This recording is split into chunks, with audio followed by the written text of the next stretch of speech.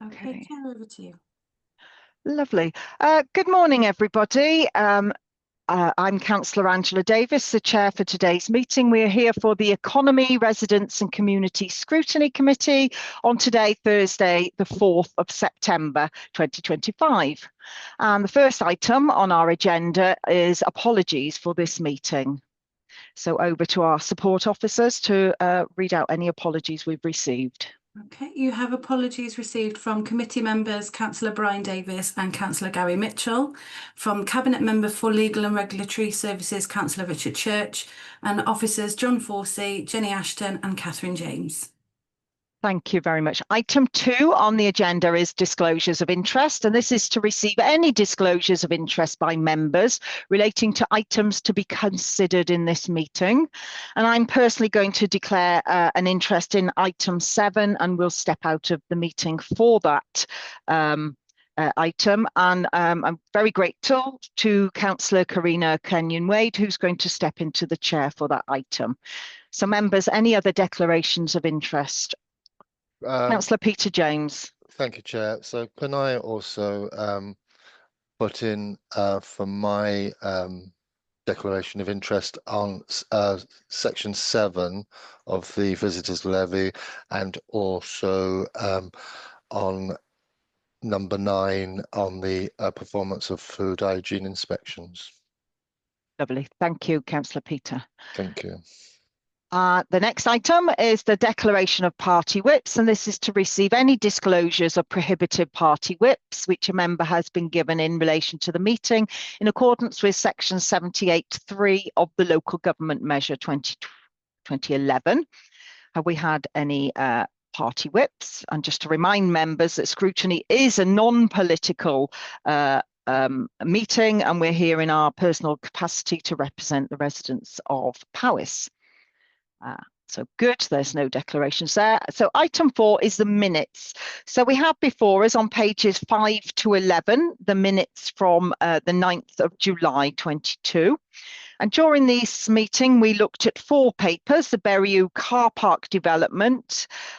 We made lots of notes there. We welcomed, we requested, we expressed concerns, and we had 2 recommendations that we put forward to Cabinet. We also looked at the winter maintenance paper, and again we had 2 recommendations, and then we looked at the climate and nature annual report, again 2 recommendations, and we looked at the sustainable resource strategy, and there were lots of questions and comments on that paper, but it wasn't a paper for Cabinet. So can I just check the timeline of when the responses to those recommendations are due to us? Do we have that, Gemma? They should be due, I believe, at the end of September. I will confirm that for you, but it's 8 weeks or 2 months from the date that Cabinet receives the recommendations. Right, I think that's what always throws me. It's from when Cabinet received them. Yeah, not from our meeting. Okay, lovely. Thank you for that. So we should have them by our next meeting. Okay, so on to the substantive items on our paper on our agenda today. So item 5 is the MEIP and governance paper. So this is the March's Environmental Investment Platform, and we have Officer Daniel Burgess with us today. He's the head of Economy and Climate. So I'm going to hand over to you, Daniel, to take us through this and introduce your officers, etc. Thank you, Daniel. You're on mute, Daniel. Thank you, the phrase Chair. of the 2025. I know, yes. thank you. And yeah, thank you, Chair. Thank you for the opportunity as well to present this today and give you all an overview of this key project we're working on as a team. I will apologise in advance. When I put the corporate background on, it blurs my head out. So I'm not sure if it's something to do with my IT. So I do apologise in advance. But Kath, would you be able to bring up the presentation, please? Sorry, I wasn't aware, Daniel. Oh, okay. Sorry. Fine. Oh, I can share it if easier. I mean, we do have it in our papers pack, page 23 to 46. Okay, fine. Well, I'll, in that case, then I'll just go through the back. So great. Okay. Well, I just want to set the stage today first of all with this presentation and give you some background on the aims of this project and what we're looking to achieve. Essentially, we're in a position where we due to changing climate, extreme weather scenarios, increased rainfall, increased periods of drought. We are trying to understand essentially what is the art of the possible around protecting our citizens of Powys and the wider geography through using nature-based solutions and water storage. This affects us all, right through from roads closures through to lack of land for grazing, lack of land for other food production. So we've got some really key fundamental issues coming along. And what we're looking to do is understand how we recognise that central government and national government don't have the budget anymore, nor do we, to actually tackle some of these fundamental threats to our existence. So we are proposing a project to understand how the private sector can step into the space to fund some of this work, delivering nature-based solutions, delivering biodiversity decline, reversing biodiversity decline, and actually helping us protect our environment and our citizens' needs going forward. So I'll start off going through the slide pack as quickly as I can, because I appreciate there's quite a few to get through there. But so who are we? Well, we're a cross-border partnership of 4 neighbouring local councils: Shropshire, Powys, Herefordshire, and Monmouthshire. We focus on shared interests and common issues across national boundaries, and we have numerous similar issues around our rurality, our quite often around the small town economies, the market-based infrastructure, and actually some of those difficulties that does challenge present to us in terms of actually the scalability of projects and how we can all work together to bring that into one package. That's something I will be mentioning actually. When you consider nature-based solutions as investable opportunities for the private sector, scalability is key. Having a small project here, a small project there, will not generate that revenue you need. So this is the whole point of using the Marches Partnership as a regional trailblazing project. And I should say it's been recognised by both the Welsh Government and UK Government as the biggest project in the UK in terms of its ambition and its scalability. So something I'm very proud of. Okay, so moving on to the proposed structure there, you can see on page 27. So obviously today is the understanding of the governance of how it works, and this is the proposed structure to date.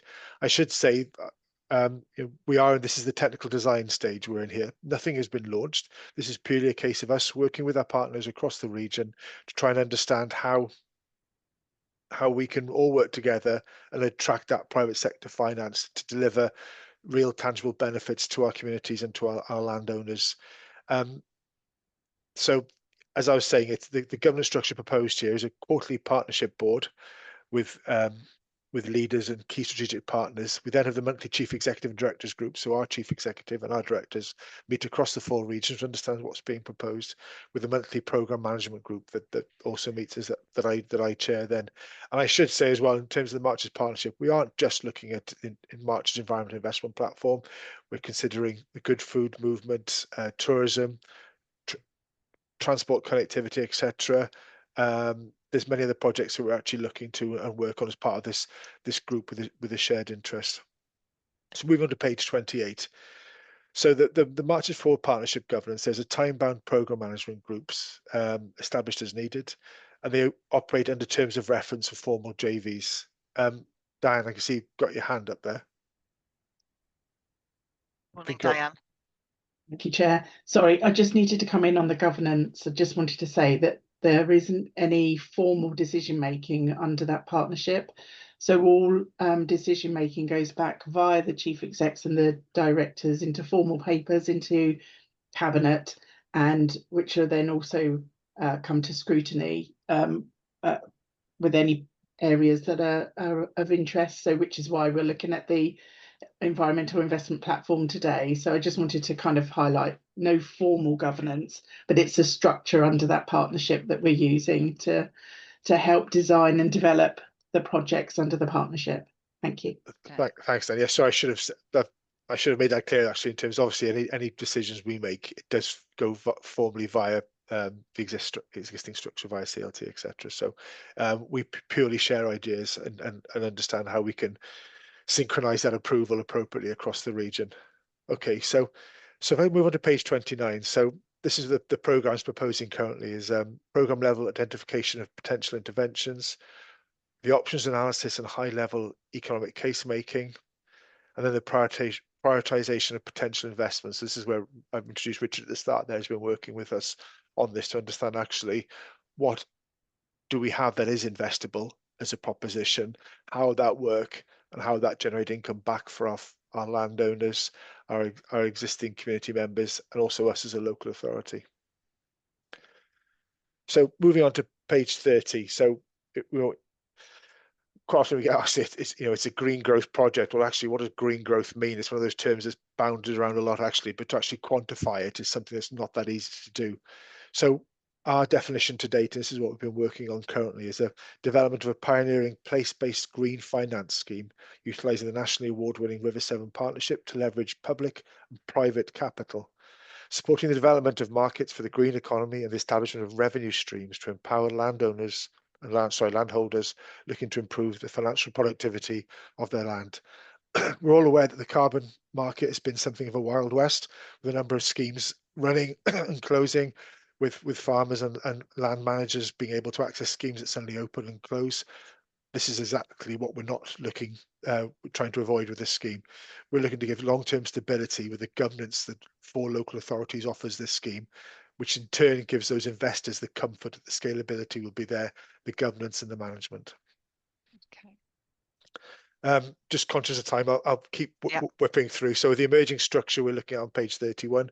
So as you can see, as Diane mentioned, it's very much a proposed formal structure that's emerging with the CJCs, constituent local authorities, the English strategic authorities, with the Marches Forward partnership, and with working in collaboration with the MEEP, then the Marches Environment Investment Platform, with the recyclable funds. So the proposal is, once we get the investment proposition developed, which is what Richard's helping us with on that, from that perspective, we would then have ownership of that proposal. We would then liaise with those landowners that are potentially eligible for the scheme, and we would act as the gatekeepers, or the caretakers of the schemes that were, with that formal governance in place. Okay. Just in terms of the strategic context, we are looking at it's a no borders approach to growth between England and Wales, reducing competition. We can't afford to be in competition with each other across the border. We should be working in partnership, and this is in terms of unlocking land via this scheme, for example, for development and integrated water infrastructure. A key thing I've said from day one of the scheme is we're not going to be sacrificing Welsh or Powys-based land holdings to enable development in other parts of the UK. This is absolutely about protecting our communities first, and this is the beauty of the scheme, that it does do that. And the Environmental Investment Platform is a pioneering place-based green finance platform. So where we're currently at the moment is developing the corporation. As I said, none of this is actually live. We're in the development stage as we speak, but given the scale of this project and the ambition that it possesses and the hectareage it covers, it needs that formal exploration, and this is where we're seeking your thoughts on that today. So the investor needs, the leveraging of technology, and the financial resilience and scalability. So as part of the March Environment Investment Platform, our priority scheme is Severn Valley Water Management Scheme. I'm sure some of you have heard me mention it before, and I'll whip through these, but you're aware of the challenges we face. You see on page 34 there, we're in the ironic situation that we flood in the winter, and then sure enough, we've got the driest summer since 1976. So how can we use this scheme to tackle some of those fundamental issues by generating a private investment into that industry? Just an example there, the scale of resilience needed, page 35, just shows you actually the amount of water that does actually needs to be managed if we're to prevent future flooding events in our geography. And looking at there's quite some scary figures, around 60% to manage future climate change impacts. So it's a catchment-based approach to water management. So it's a regenerative and nature-based approach. So if I just go down quickly to page 38, you can see some of the interventions we're proposing there. So if you're almost like the old agri-environment schemes, essentially, that fund centrally, we're looking to develop those using private sector finance, with us offering the governance on that. And this would be essentially to look to slow water down. So where land has traditionally been drained quite significantly, we're understanding how we can actually still keep that land in food production, but actually just manage that water flow that bit better. There will be need for larger interventions as well, given some of the modelling. So engineered flood management storage solutions. I'm sure some of you may know, seen them parts of the Midlands, you see sometimes these soil buns in fields where actually they're used. They're 99% of the year they're just grazed pasture, but actually when there's a significant rainfall, those fields that do flood anyway may well then be used to hold back that water. So yeah, it's considering multiple integrated benefits of the scheme and actually this adaptive approach. So yeah, we're very excited about it, and I should stress this is at the development stage still. But I think given time, Councillor Chair, if I open up for any questions. Yeah, that makes sense. So I just want to check with officers here. So we're talking here, as you say, on page 38, this is these sort of agri-environment schemes, and clearly then having engagement from the farmers in that area is really important. So I am a farmer. Do I need to declare an interest in this? I'm not in that area and not involved in this project, but no, the formal consultation for this, Chair, will be going out. We're hoping towards the end of November. What we've been doing behind the scenes, working with funding that was received from DEFRA, is actually mapping out those areas of our geography where we can put those interventions where those interventions may be possibly implemented with the appropriate rates of return guaranteed. So actually, the consultation's not even gone live yet. So this is still very much a developmental stage, and any impact you have as a farmer and living in an area that's susceptible to high rainfall would be welcome. okay. Okay, then I'll open up to questions from the committee members. Councillor Peter Lewington. Yeah, thank you, Chair. Yeah, and thank you for that presentation, Dan. During that presentation, you mentioned private investment many times. So I just guess in terms of like risk management and risk mitigation, what happens if you don't attract that private sector finance? Well, that's a really good question, Councillor. And this is the whole point of actually why this is the Technical Design Authority. We're currently at that stage, and this is what Richard, feel free to comment on that if needs be. We haven't got any guarantees yet that we will. So this is essentially why it's a design. We're in the design stage to understand how can we hit that sweet spot of offering those investors a scheme that is attractive to them, offers a scalability, but also critically offers us those guarantees around securing sustainable land management. So yeah, we don't know is the honest answer, and this is the whole point that we are actually testing that market currently. So if I bring Richard in just quickly, Richard, if you don't mind, just answering that, adding to that question, if you don't mind. Yeah, thank you, Dan. So we don't know. However, we do know that there are effective markets around the world that are currently trading in elements of what this geography potentially has to offer, whether it's carbon, whether it's biodiversity net gain on the English side of the border, I know, and potentially they might be replicated on the Welsh side of the border, but we'll have to wait and see. But also there are other markets and other companies and corporates that have an interest in this geography from their natural infrastructure. So would that be highways, railways companies, water companies, Hafford de Fernway, Severn Trent, they've all got interests in ensuring that water is managed efficiently and effectively through this geography. We've already started conversations with many of these organizations. The key in order to secure investment and secure buyers, because there's two elements to this, there's investors who will invest in the geography and demand a return, but there are also buyers who have a natural dependency on the landscape and will actually want to buy into this geography because it benefits their businesses. It's a business continuity question for them. So for example, Severn Trent, Hafford de Fernway have water quality and water purity issues that will need to be addressed, and they will potentially pay for those issues if we can work to present the business case for them in the right way that attracts them to invest in and buy in this geography in the right time frame and in the right time period. And that's really what the budgets are going to be used for, what this whole stage is going to be used for, to work with those organizations with which we already have relationships, to actually start to build those business cases for them to ensure that they do invest in these geographies.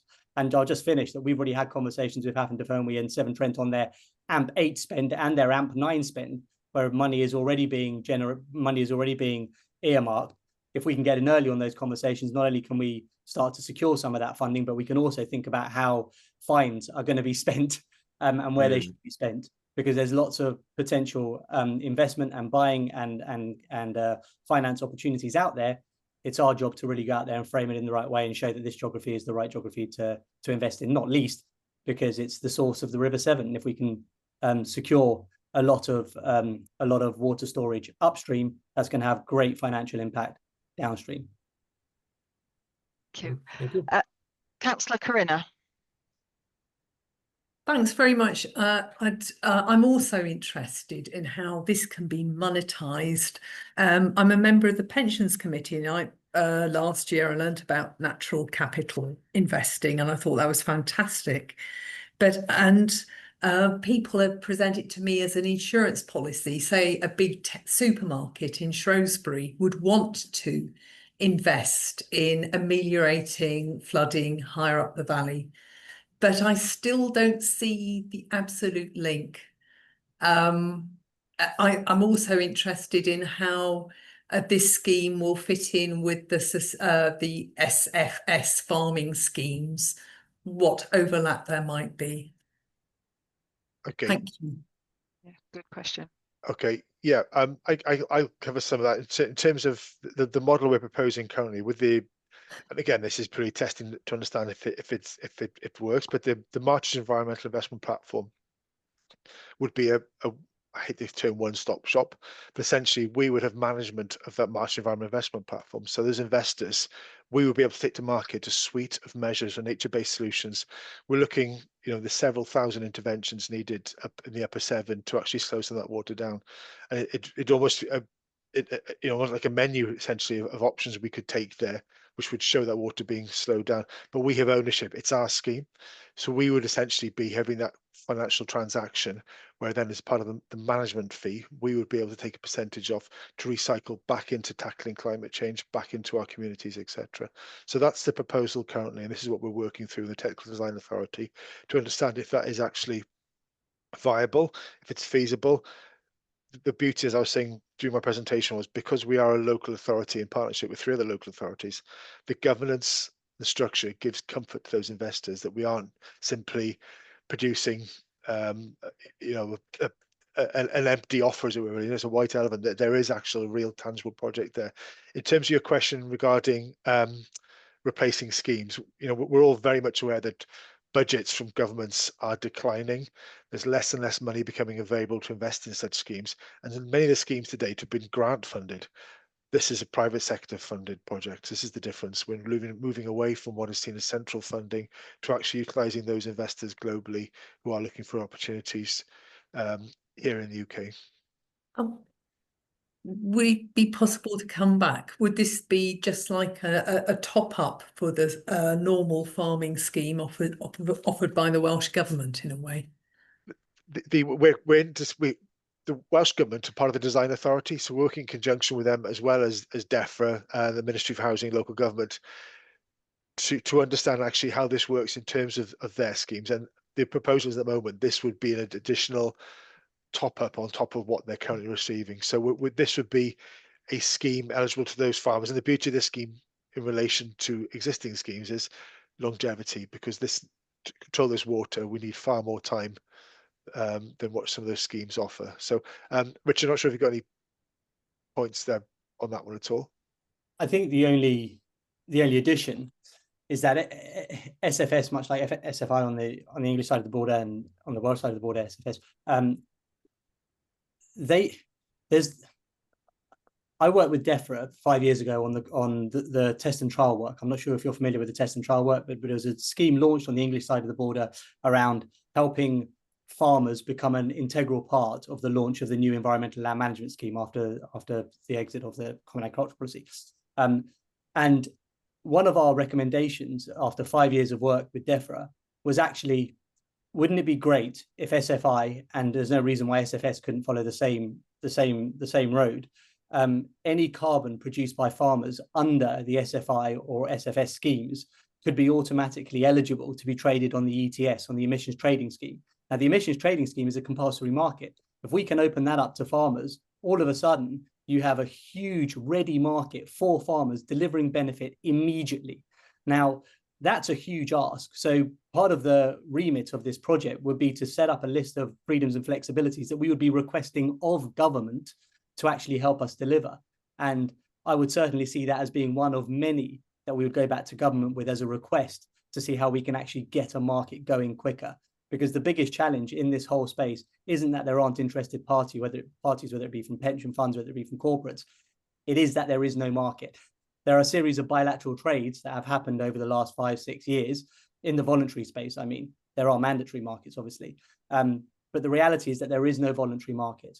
And what we have the potential to do here, I believe, and I think we believe as the MEIP team, is to actually establish a market and a reason to engage in what has been widely recognized as an asset class. Nature is moving into an asset class. If we can make that case for this geography, we can show that actually nature is as important as infrastructure, is as important as any of the elements that we currently buy into as asset classes, but actually is fundamental to human life, human survival, business life, economic growth, all of those elements. And those are the points that we'll be effectively arguing, developing over the course of this project. Just to add one last point, that's I'm just conscious of time, sorry, is that Derek Walker, Future Generations Commissioner for Wales, has actually flagged up the role of the private sector in tackling biodiversity decline, one of his key recommendations, and we're perfectly posed to address that. With our project. So yeah, it chimes in well with policy. Okay, thank you. Councillor Peter James. Thank you, Chair. And thank you, Daniel, for your deliverance on this part of the paper. I'm just interested really with the deliverance of the bungs to farmland and how that water would be delivered throughout Powys or further. Are we using EVs or is it piped or how is that water delivered off that farmland? And is there a timescale for those bungs to be on the land and put back to food supply land? Gosh, that's a good question. I think if I'm going to be honest with you, Councillor Peter James, I think we're realistically looking 5-10 years down the line before there was actually any engineering, because clearly nature-based solutions are fundamental quick wins, as it were, really. So in terms of the engineering proposals, those soil buns that may be needed, I'm hoping, I think November the 19th is when actually we will have that data to hand in terms of where some of those are. I know we've talked before about a national grid of water, and there has been talk around potential of moving water between sites. And we've actually seen, I was at Harper Adams University in Shropshire, where they were discussing again similar trading of water in drought scenarios between farmers with various crops, so spuds, maize, whatever you really, looking at what can be done there. So that will come out in the technical design, Councillor, which will be with us shortly. But yeah, I'm just keen to control the messaging that when we talk about engineered structures, these would be 99% of the year. These are just fields, but there will be a need for some water storage to take place on those with the landowner's consent and understanding those impacts with the financial return. I'm looking, Daniel, at page 38, and there's examples on there of works that can be done on farmland or other land, basically retaining water, isn't it, in the uplands, so slowing that flow to prevent that flooding, and certainly been involved with some of that work on my land, and that doesn't require any building infrastructure. It's just slight changes, isn't it, in the land management. But yeah, it's all very interesting stuff. I'm quite keen. I can see Councillor Councillor Adrian, I'll call you in first, but I'm interested if you could explain the graph on page 40, that pie chart. But we'll go to Councillor Adrian first for his question. It's not. Thank you, Chair. It's not a question. It's a comment.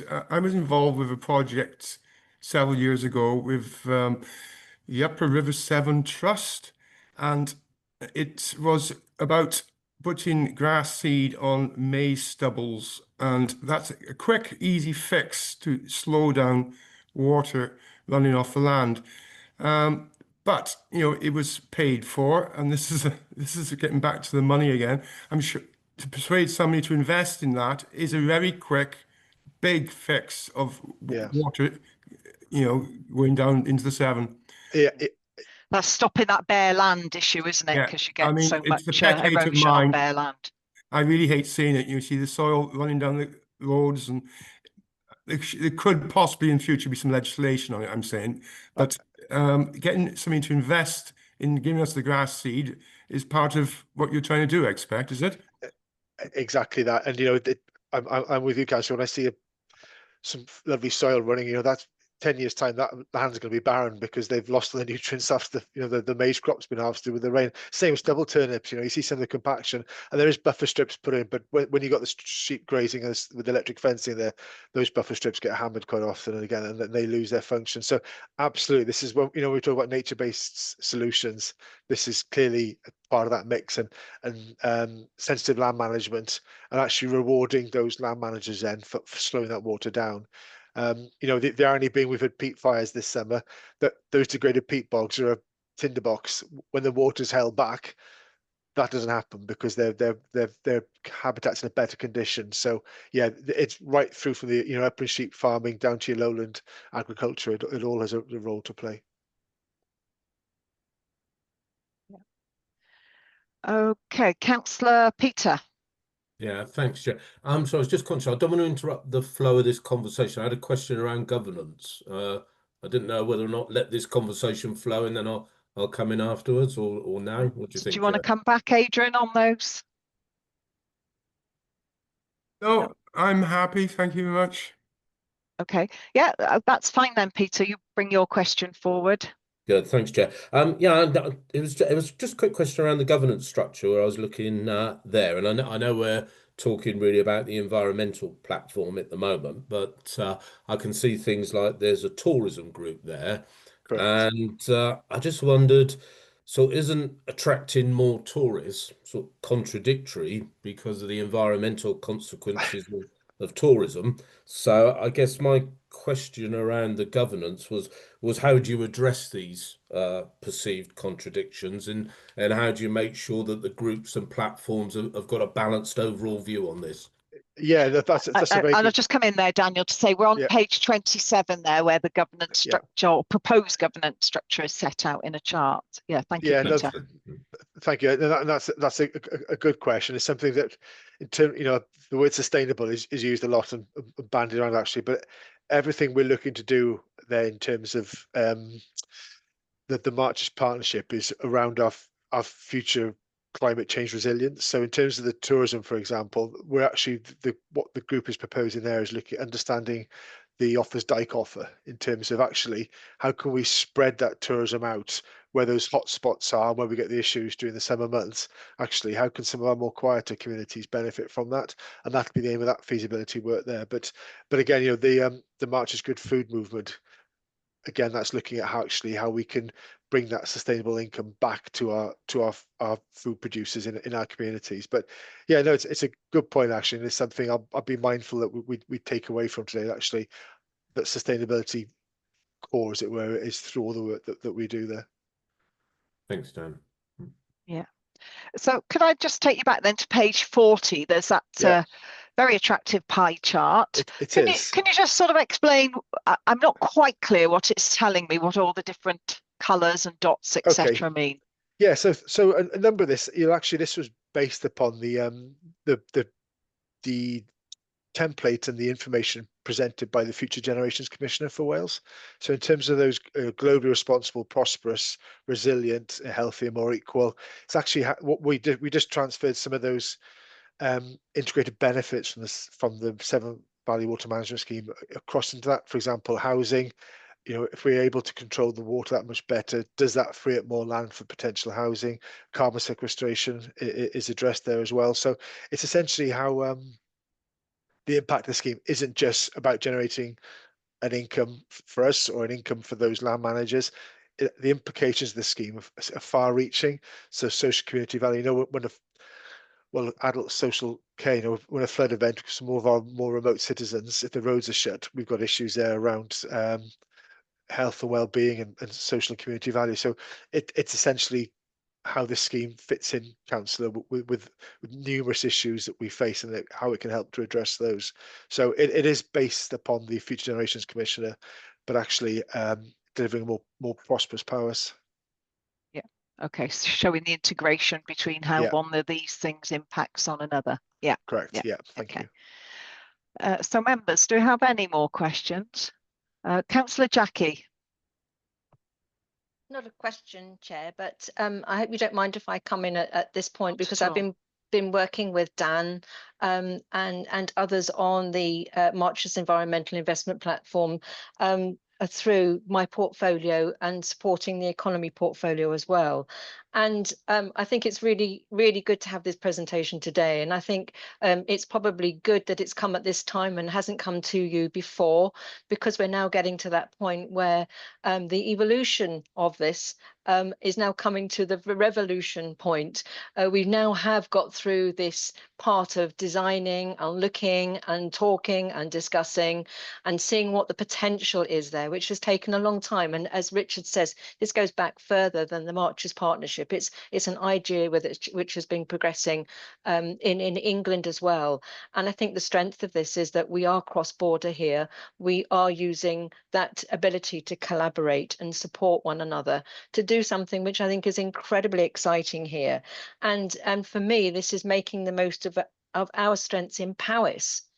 To deliver solutions to the climate and nature emergency. We've actually got solutions here, and they're solutions that aren't demanding from the public purse. They're actually demanding from those people that it is going to impact on and make a difference to their businesses. So we're asking them to invest in their businesses, but use our strengths to enable them to do that. So I think this is a really, really exciting project going forward. And I'm really looking forward to what we've got to consult on in November and see how we take that out to the general public. But I think this is the first time this has probably gone out to the public in the way that it has, which is explaining what the partnership is about and explaining as much as we can at this point what the investment platform is. So I hope it's helpful to members, but I hope it's also helpful on a wider page as well, so people outside there, so all those farmers who have heard about this and are maybe worrying about it, but also maybe getting quite excited about this, they can see how this is developing now. So I think this is a good opportunity here. So thank you for the presentation. Thank you, Councillor Jackie. And I've got Councillor James Gibson-Watt, put your hands up. Oh, thank you, Chair. I just got 2 points, really. One, I think first of all, to thank Richard for coming along today. And Richard, Daniel did introduce him, but perhaps members don't know that he's chair of the local CABA in North Powys. And you may want to explain what that is, Richard, because I think members should be interested in that, but how closely aligned the work of the CABA is with what is going on with the Marches Forward Partnership and the investment platform. So we're very, very fortunate to have him with us today and with his expertise.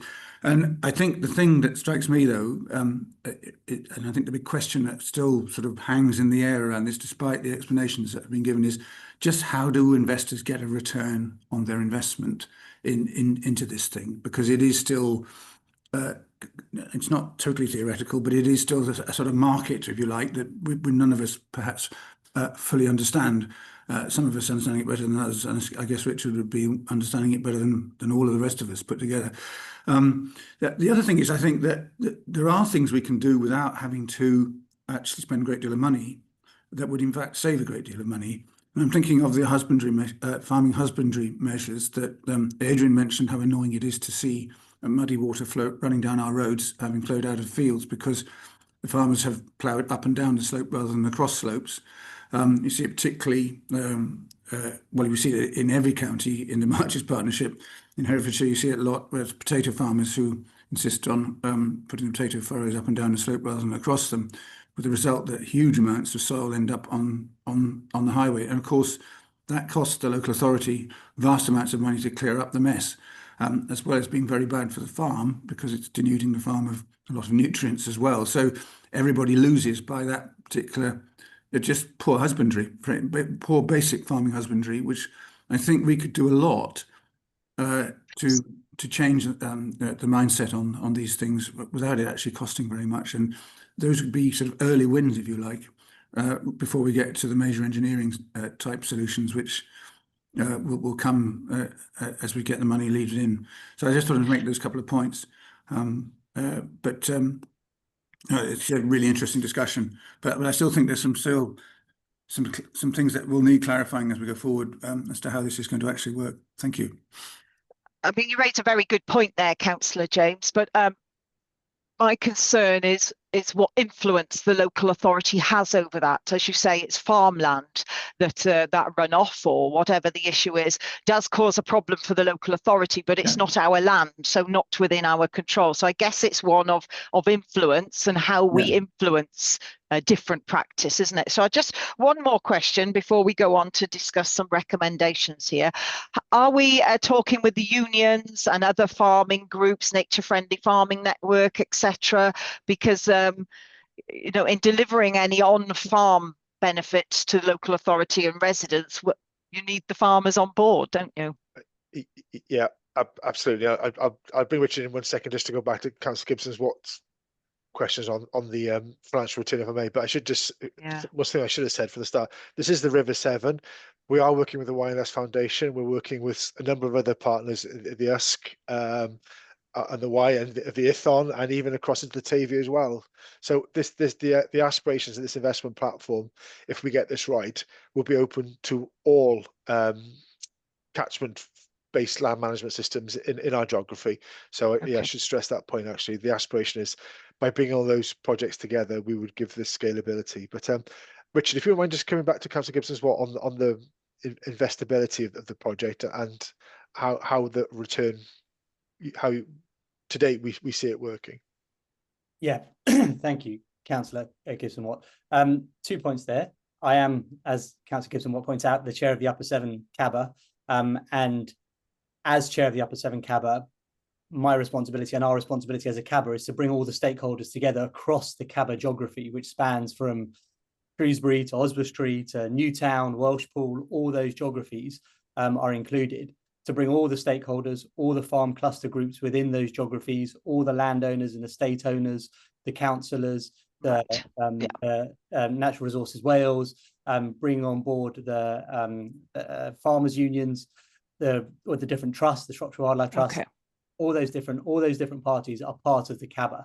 And so that is my responsibility as chair of the CABA, to convene all those different parties and ensure that they will start to have visibility over what we're doing here. And I know Daniel and the team will be attending the next CABA meeting, which will be in October.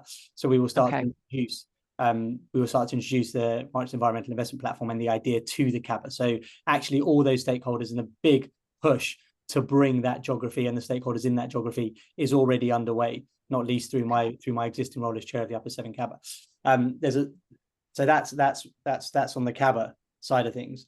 On the investor side of things, is that I think we need to be clear with the language that we use, because you have two different components within this market. You have investors and you have buyers.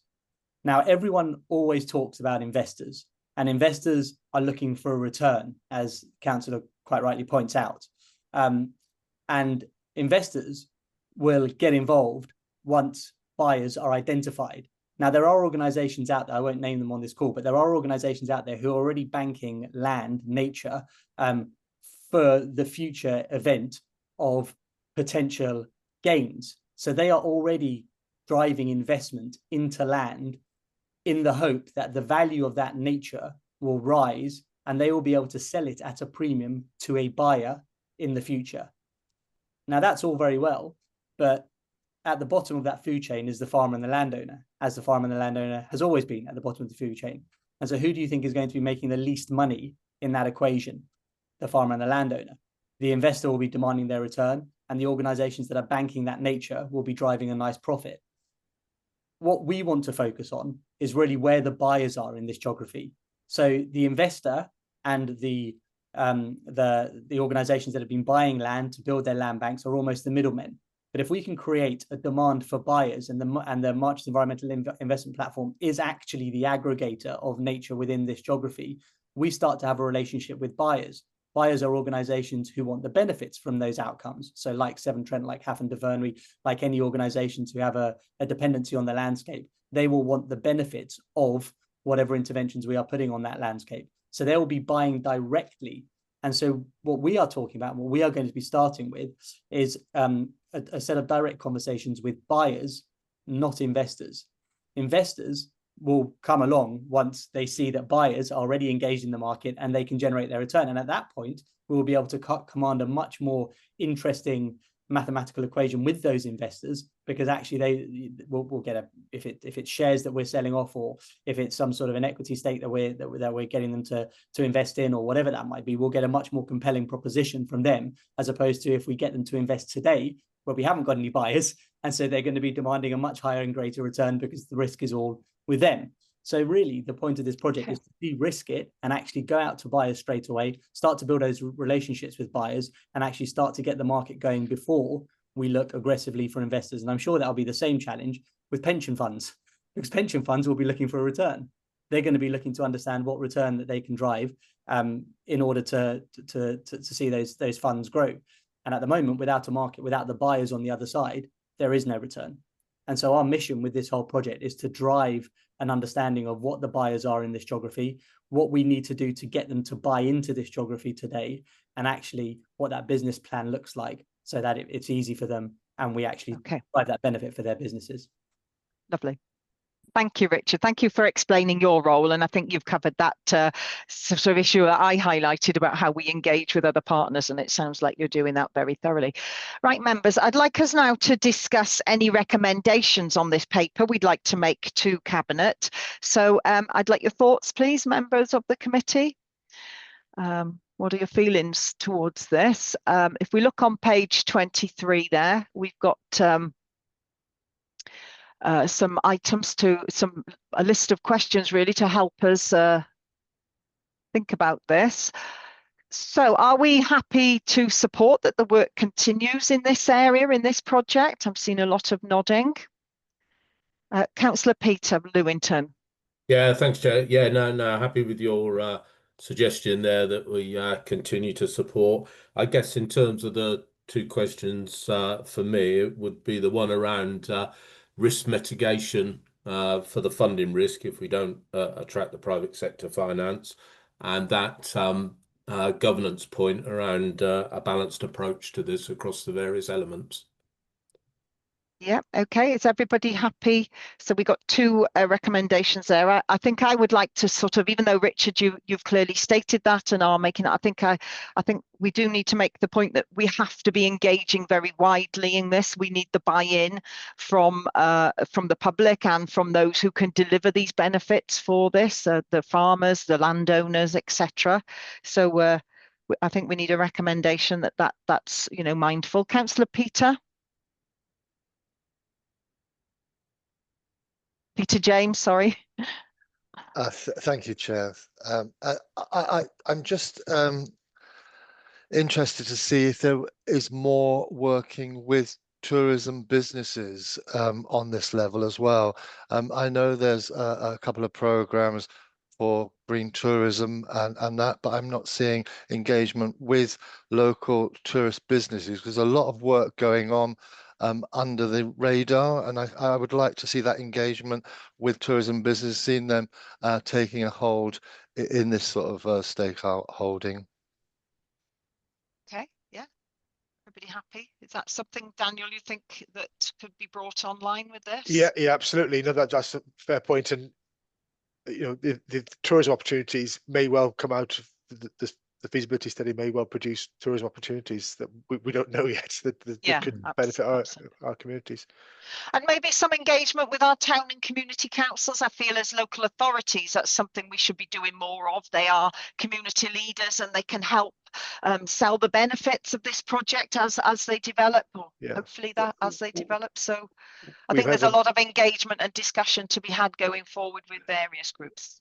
Definitely. No, we've had a number of drop-in sessions over the last 8 to 10 months on this with communities, but you're right. I think the next stage, Councillor, with the proposal, the consultation coming out in November time for consideration by us, the messaging around that's critical, and that community engagement will be fundamental.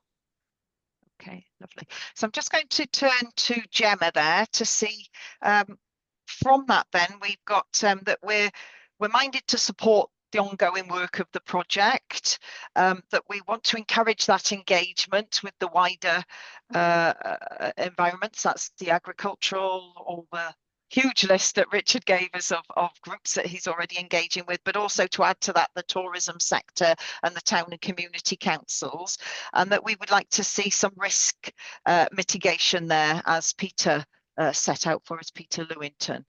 So members, are you happy with those as recommendations going forward? Is there anything else you can think of that should be added to that list? Chair, if I can just mention, I did have a note down about governance as well that Councillor Peterson raised. So currently I've got 4 recommendations that you've all put forward. The 3 that you've just mentioned plus the governance one, is the governance one wanting to be added as well? Yes, please. I think that's quite important that we ensure that we're following a sort of formalised structure that everybody understands their responsibilities and roles within it. And I've also got then continue to support the ongoing work as well. So 5 recommendations in total. Yeah. Happy members? Yes, all support, hands up or nod. Yes, lovely. Okay. Thank you very much, members. Thank you, Richard, and thank you, Daniel, for that really interesting presentation. We look forward to seeing how that develops as time goes forward. Thank you, everyone. Thank you, Chair. Thanks. Thank you. So the next item on our agenda is item 7, and Councillor Peter, James and myself are going to leave you in the capable hands of Councillor Corinna. So Gemma, do you want to take us backstage? So my colleagues will move yourself and Councillor Peter backstage. Before we go ahead with item 7, we do need to have a proposer for Councillor Corinna to chair and a seconder, please. Proposer from Councillor Liz, thank you, and a seconder from Councillor Pete, thank you. Over to you, Councillor Corinna. Oh, thanks very much. I believe James Gibson-Watt, Cabinet Member for a Prosperous Powys, is now going to introduce a paper about the visitor levy. Thank you, Chair. Right, so the paper you have before us has been to informal cabinet or cabinet CLT for discussion, and it comes to you following our discussions there. And as you see, the recommendation or the steer that the cabinet CLT, what the cabinet has given to CLT, is that we're minded to adopt option 2, but we'd very much like to hear the comments of the Scrutiny Committee before finally committing to any of the options. The visitor levy, it's an interesting idea that Welsh Government has come up with, but as is often the case, Welsh Government tends to delegate controversial things down to local government to make the final decision on, and as a result, we're likely to see a very variable response from different local authorities in Wales depending on where they are. So, for example, we all know, all of us who've been abroad on holiday, whether across Europe and indeed more widely around the world, the visitor levy idea is not a new one. It's one that's well established in many countries of the world, when we go abroad to these places, we pay the levy and we barely even think about it, I guess. I'm quite a frequent visitor to Barcelona, for example, because my son lives there, so we go to visit him quite frequently. And the visitor levy is about £6 a day per person, so it's not cheap, but it doesn't stop us going. So it's actually no discouragement to us going, because it's a relatively small fraction of the amount of money we're going to spend anyway. So. And the results, in places where they do impose this levy are plain for all to see. If I take Barcelona as an example, and I know Paris is not Barcelona, and I don't even think we should be thinking in the same terms, but when you do go there, everything works. The public transport is fantastic. The streets are regularly cleaned every day. The recycling and rubbish is picked up every day from around the city. And the visitor experience is greatly enhanced, no doubt, by the levy, simply because it raises such a very large amount of money in a city of that nature.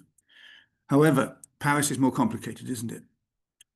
We are very rural. We tend to have very small businesses. We have very small communities. We do have 1 or 2 honeypot tourism locations. For example, in the North, Paris Castle is the most visited, I think, of all the locations, but we also have the waterfalls in the south of the county. We have Story Arms on the Brecon Beacons and Pen y Fan. But generally speaking, our tourism is spread quite thinly across the county, and a lot of it takes place in caravan and camping accommodation. We get a lot of day visitors who come for the day and go home to places outside the county, and so on. So it's finding a one size fits all for these things is really very difficult and probably not appropriate. And we see from the paper that some local authorities have ruled it out point blank. Pembrokeshire, for example, certainly for this council. And obviously the next administration in Pembrokeshire may take a different view, but at the moment they're deciding not to do it, despite the fact that, as we know, Pembrokeshire is very heavily visited every summer, and then it could potentially for them raise a great deal of money to be used to improve the visitor experience and support the costs that fall on the local authority to support the tourism industry every day. So these are political choices, but they're also practical ones.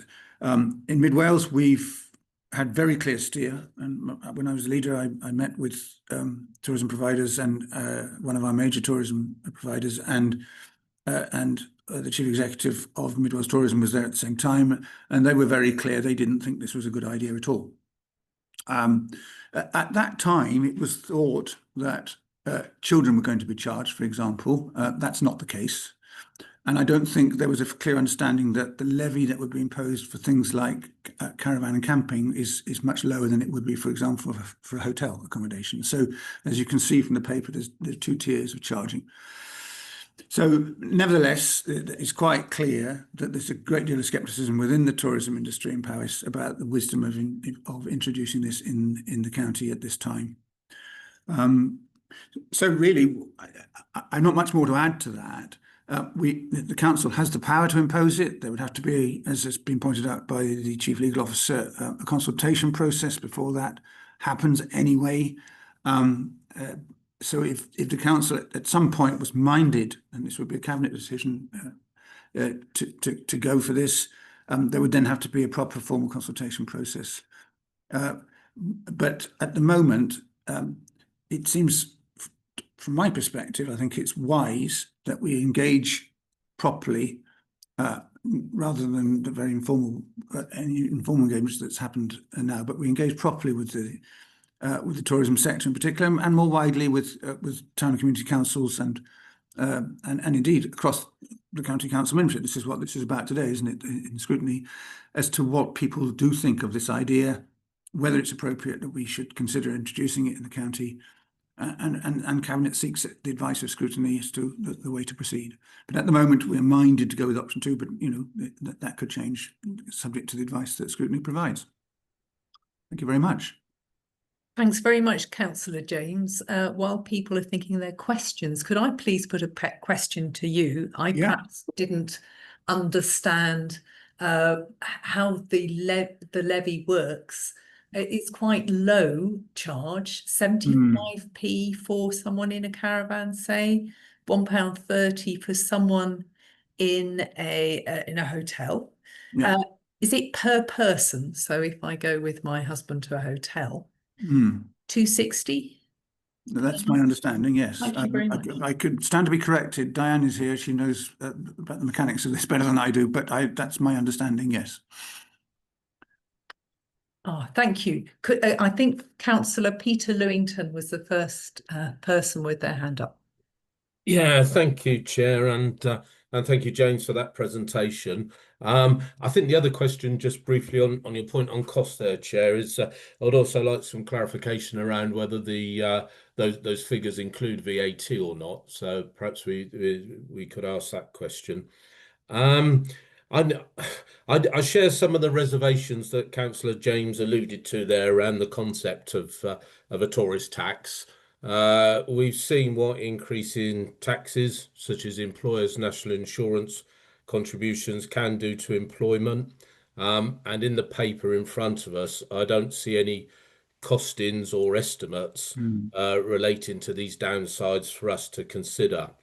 For me, we should be pro-tourism.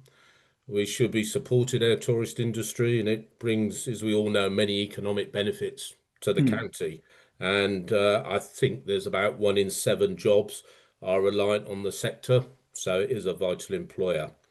For me, this tax would mean less tourists, which is less visitors, and that in turn leads to job losses and less incomes. As tourists spend money in our community, on our high streets, our pubs, and more. So I think the potential disadvantages don't actually tease out the impact on our other revenue streams for this council, such as potentially reduced income from car parking charges. So as a council, we could gain in one financial area, but we lose in another. So I'd like to see some consideration around those areas of potential income loss. And I think as well, we mustn't assume that the tourist levels would stay the same. So we need to consider the impact of a reduction in the number of visitors.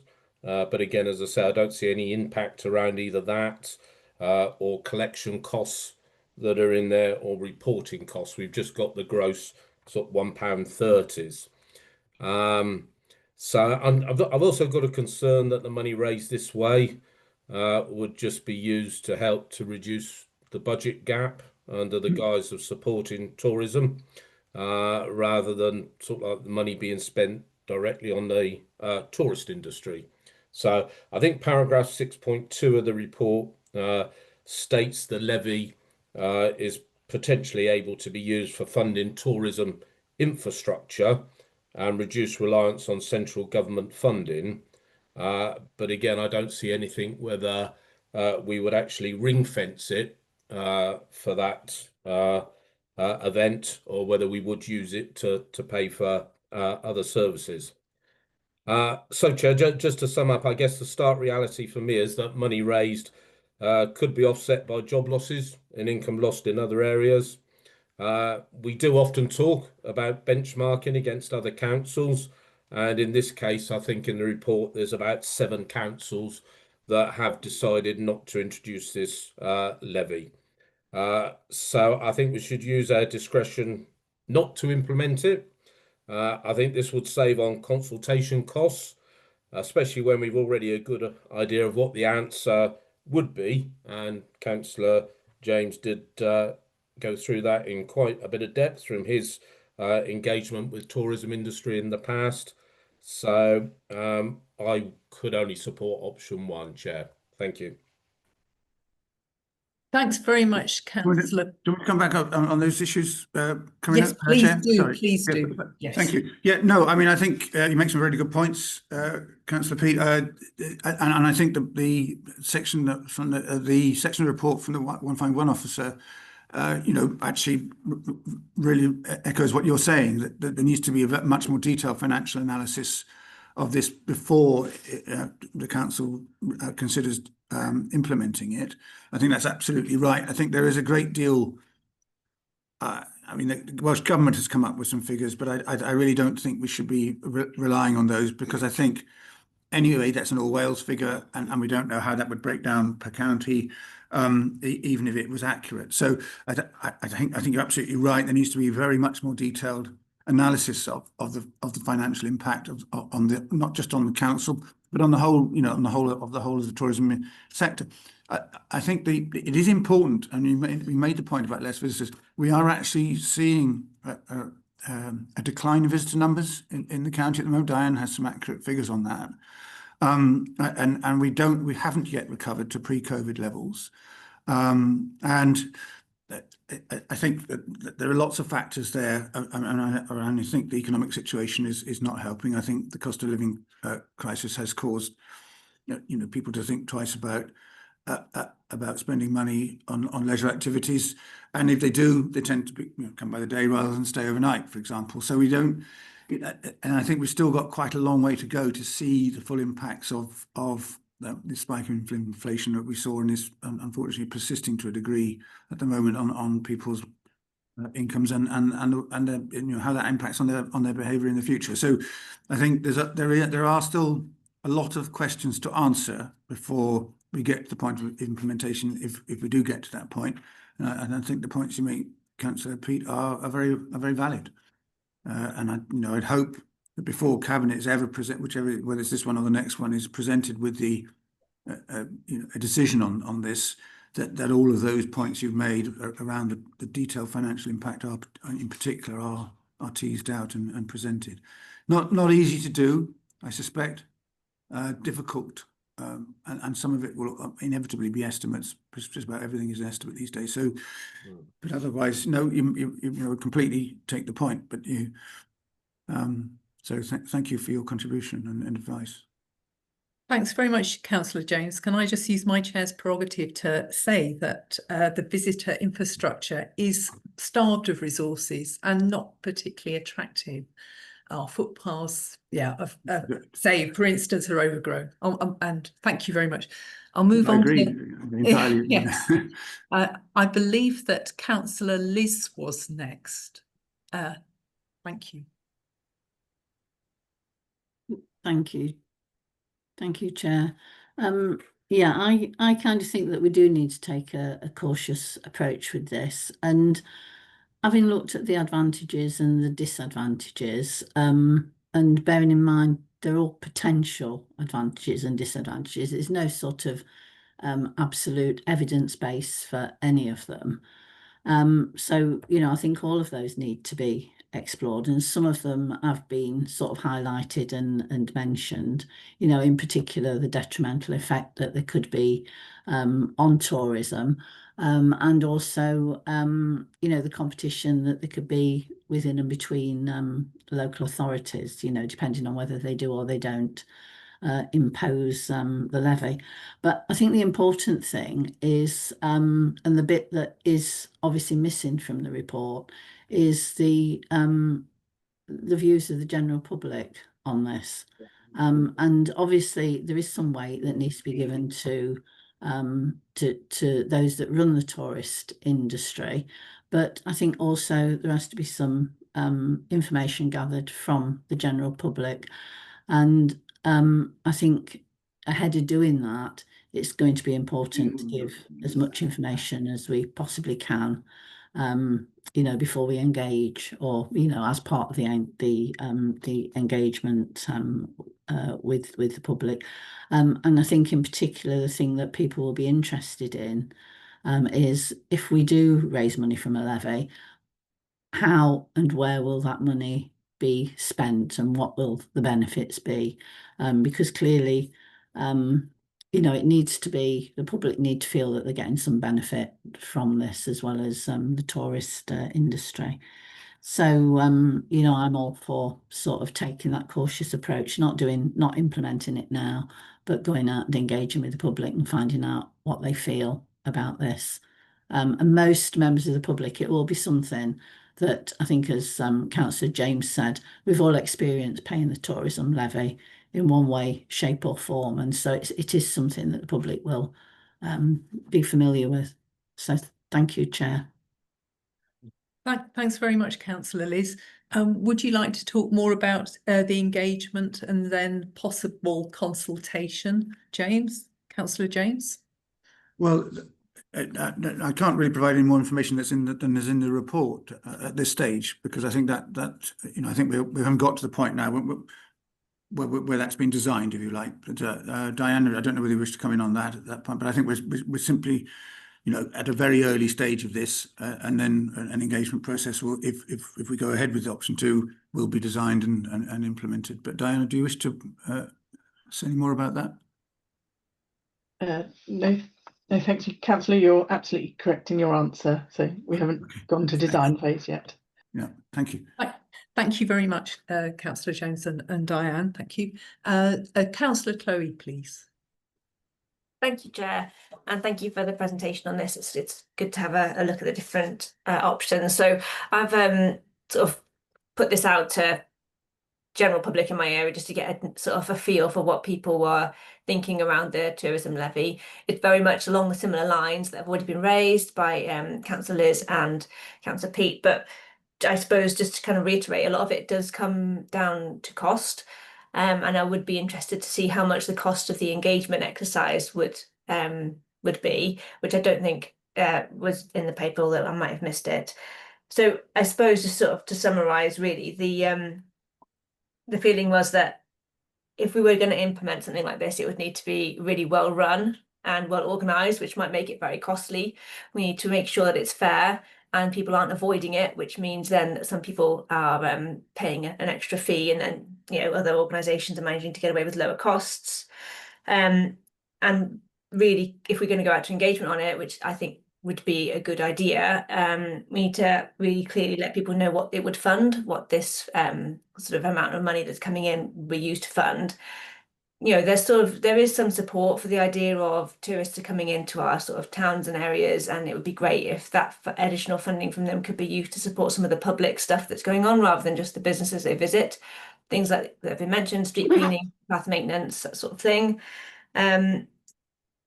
But it came through from quite a lot of people is we need to improve our offer first before we can go asking people to pay extra to come here. A bit like Councillor Corrin is saying, it's sort of a catch-22. How do you improve your offer if you've got no money to pay for all this maintenance and improvement? But equally, it's then hard to justify charging people for coming if that offer isn't as good as it could or should be. So a bit like Councillor Liz, I'm really keen that we ask people, we do this full sort of and genuine engagement around it, fully open and in listening mode to sort of say, well, then we can make an evidence-based decision as long as we're providing enough information. And one of the questions is, you know, what information do we need to provide to the engagement exercise? And I think that costs, that picture of what the funding could be used for would be essential when we're engaging with people. Thanks very much, Councillor Chloe. Would you just thank you very much, Chair. Just to point out, well, as in 3.2 in the paper, it points out that the Welsh Revenue Authority would be responsible for the collection of the levy. So although we would have the job of deciding whether to implement it, it wouldn't be the council that collects it, as I understand it, which is a slightly strange arrangement. But therefore, that responsibility and cost would not fall on the local authority, or at least I assume it wouldn't. Now, on engagement, I think the paper also mentions that the costs of engagement, the sort of engagement suggested in option 2, are minimal because we're able to use social media and other mechanisms. So it's not going to be a particularly labour-intensive process, and should be able to be accommodated within current departmental revenue budget. So I don't think the costs of engagement are prohibitive. I think they'd be quite manageable. I think the issue around future funding, and as the Chair's just pointed out, our tourism infrastructure doesn't bear very good comparison to some parts of the world, and indeed some other parts of Wales. And that's because, over the years, countryside services in particular and other, that this area of council work has been subject to cutback and cutback and cutback.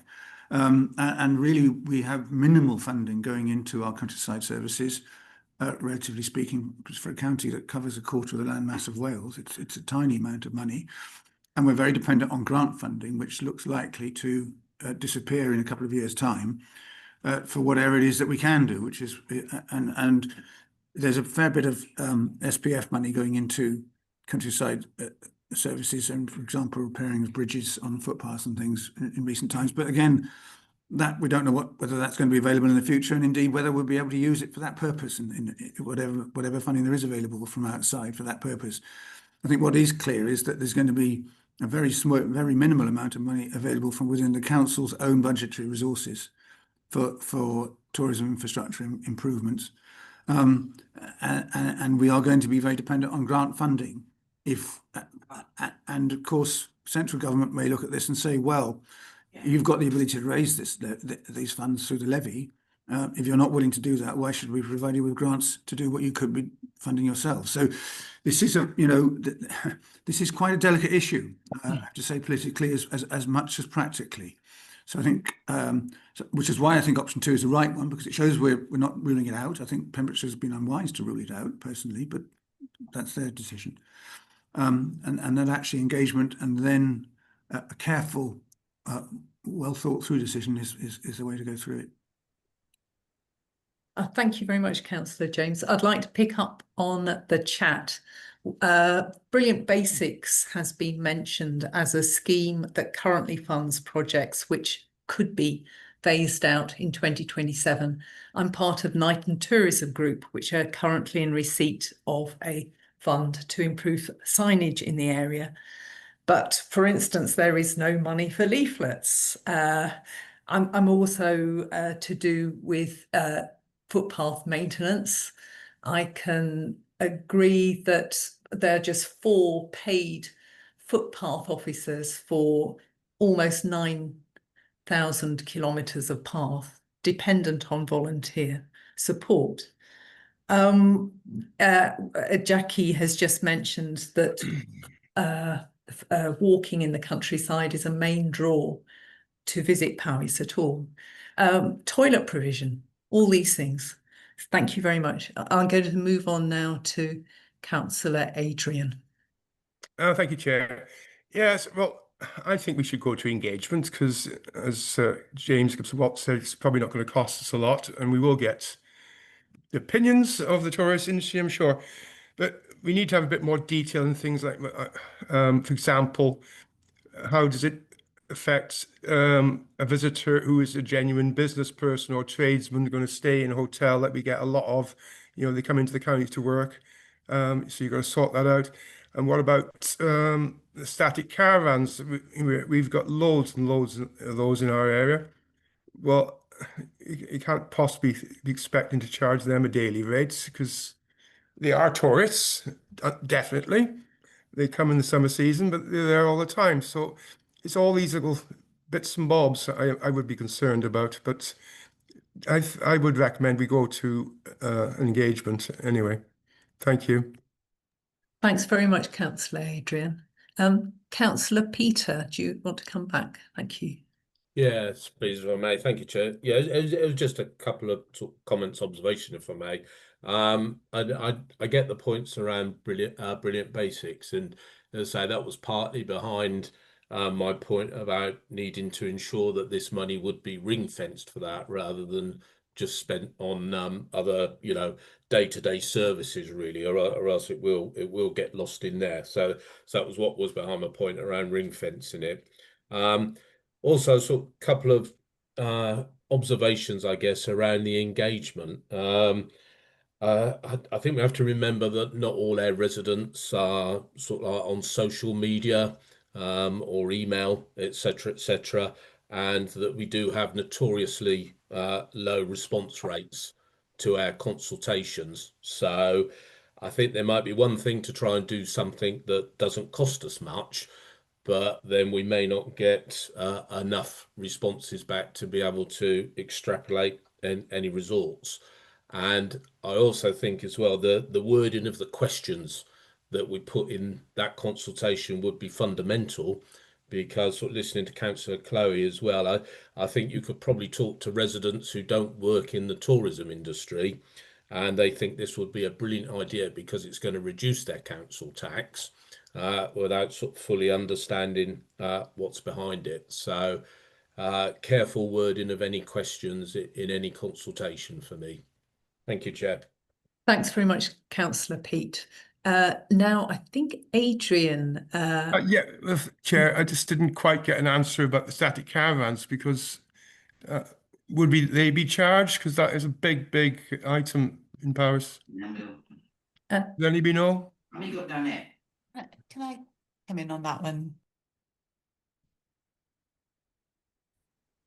Yeah, please, Okay. Mary, please.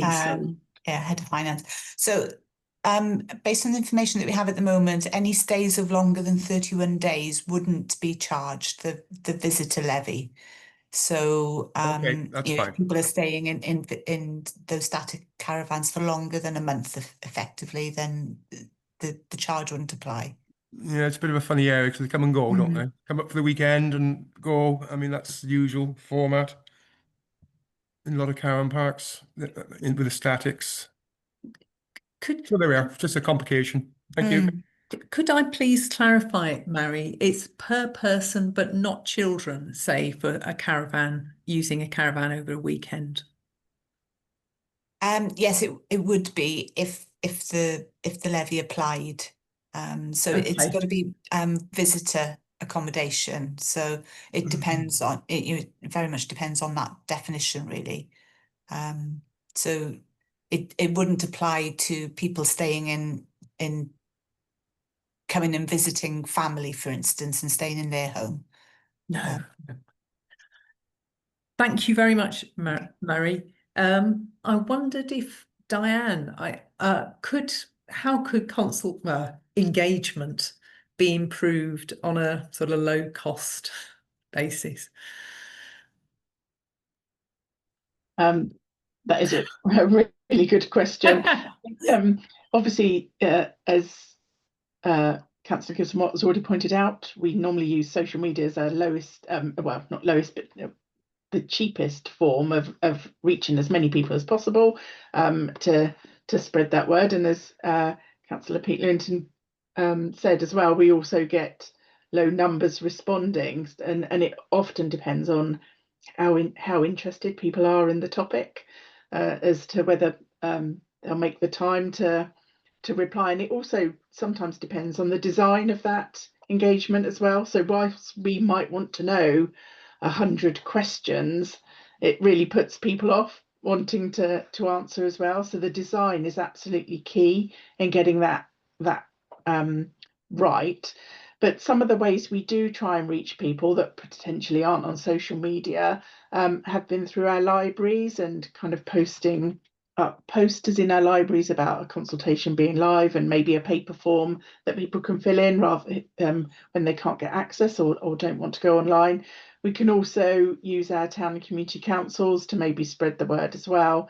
But they're all kind of tools that we do use on a regular basis across a lot of our engagement exercises.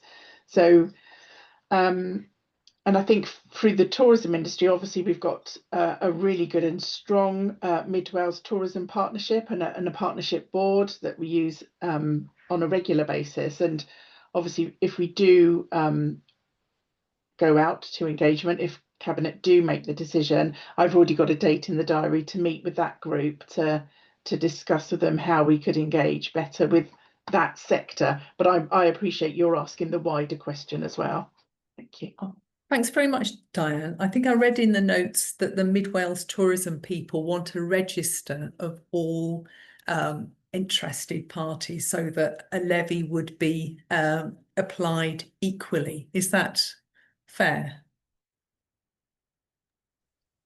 I think at the moment we don't have a register of all accommodation across Powys, but actually is something that would be really useful when we've got interested groups coming, you know, or big events, that we could give out a register. So I do think it could be in the accommodation sector's interest, but obviously you would get that register as part of introducing a levy. But so there are minor benefits as well, but people might say the positives don't outweigh those benefits. The negatives, sorry, don't outweigh those benefits.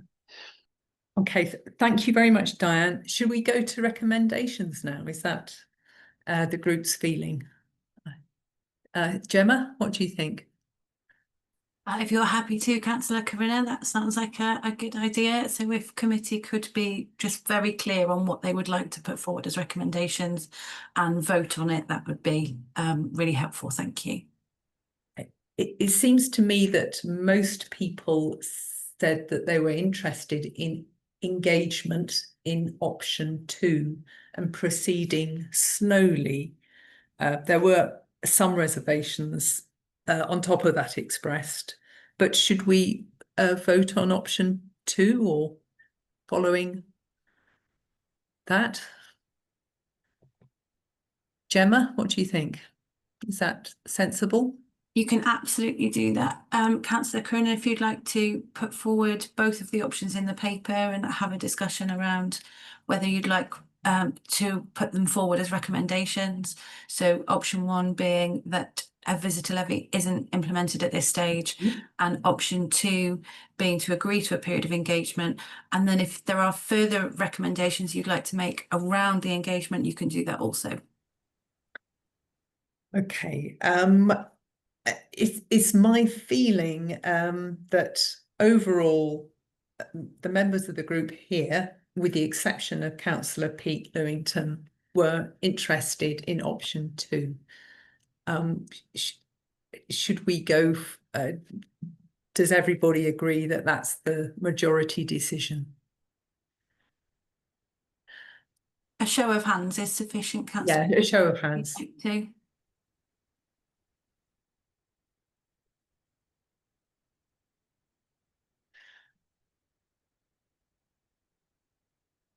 Thank you very much. So that seems 4 out of 5 councillors present.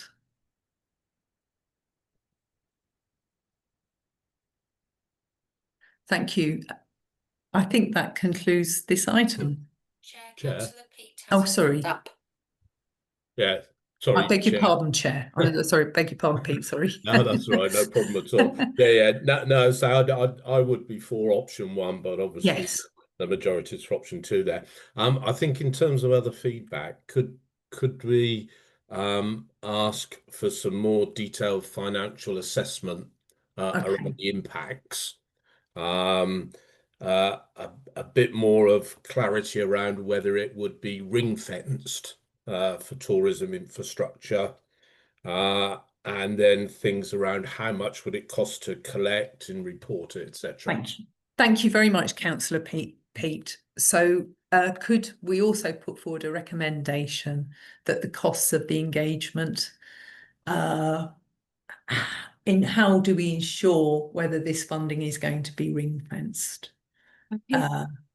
Just for the sake of clarity, I've got 3 recommendations currently, which is not to proceed at this time, to go to public engagement, and then a slow engagement, clarity over whether it be ring-fenced, and apologies, number 4, costings for the engagement process as well. So 4 recommendations in total. Thank you very much, Gemma. Lovely. Could I just ask a committee for a show of hands to make sure that you all agree to those 4 recommendations that I've just read there? Sorry, Chair. Sorry to be a pain. Just before we go to the vote. Sorry, my point around cost was it was beyond the cost of the consultation. It was around the financial impacts of implementing this. Yes, sorry, Councillor Pete, I've got that one here. You've got that. If I just Okay, read, sorry, if Gemma. I read those again for clarity. Yeah, So apologies. I've got don't implement currently, engage in option 2, but proceed slowly. Ask for more detailed financial assessment over the impacts with clarity over whether it would be ring-fenced for tourism, and costings for the engagement. Yeah. Thank you, Gemma. Apologies, Chair. Thank you. Thanks very much. Okay. I'll just bring Councillor Angela back into the meeting so that she can continue to chair. Thank you, Councillor. Chloe did have her hand up. I don't know whether Councillor Chloe, you wanted to put forward a recommendation previously. Thank you. No, it was same as Pete, really, just to have a bit more clarity around how the money was going to go and whether it's going to be ring fenced. So that's all been raised. And sorry, sorry, Diane has got her hand up. Yes, sorry, Chair. The first recommendation that Gemma read out there, I thought that contradicted the recommendation you'd already voted for. Oh gosh. Sorry, which is the costings? The not to proceed. Sorry, Diane. I think it's just the way that I've written it down. My apologies. So it's not to implement immediately. It's to go to engagement in option 2. So my apologies. I think it was just me not being clear there. Thank you. Oh, thanks very much, everybody.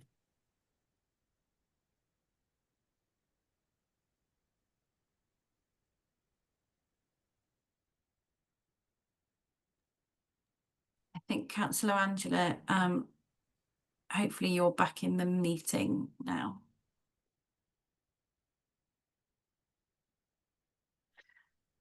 Yes, thank you, Gemma. I'm back in the meeting. Can you all hear me? I just want to say thank you very much to Councillor Corinna for chairing that section of the meeting, and to the members for their active engagement in that discussion. And I was watching from the back room. I thought you did an excellent job there. So thank you all very much. So the next item on our agenda, item 9, is the Q1 performance, economic development and growth. And we've got Diane Reynolds, the Director of Economic Development and Growth. We've got Matt Perry, the Chief Officer Place, and we have John Forsey, Gwilym Davis, Daniel Burgess and Andy Thompson as the various heads of department with us. So thank you all for joining us. We're on pages 59 to 82 of the pack. And I believe, Matt, you're going to take us through this paper. Yes, thank you, Chair. Thank you. Welcome.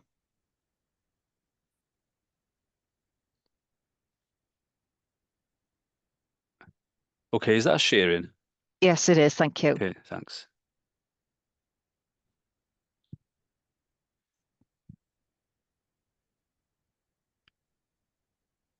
Okay, good morning all. Thank you for the opportunity to present this. This is our first sort of deep dive in terms of performance for economic development and growth. You know, it's a big directorate.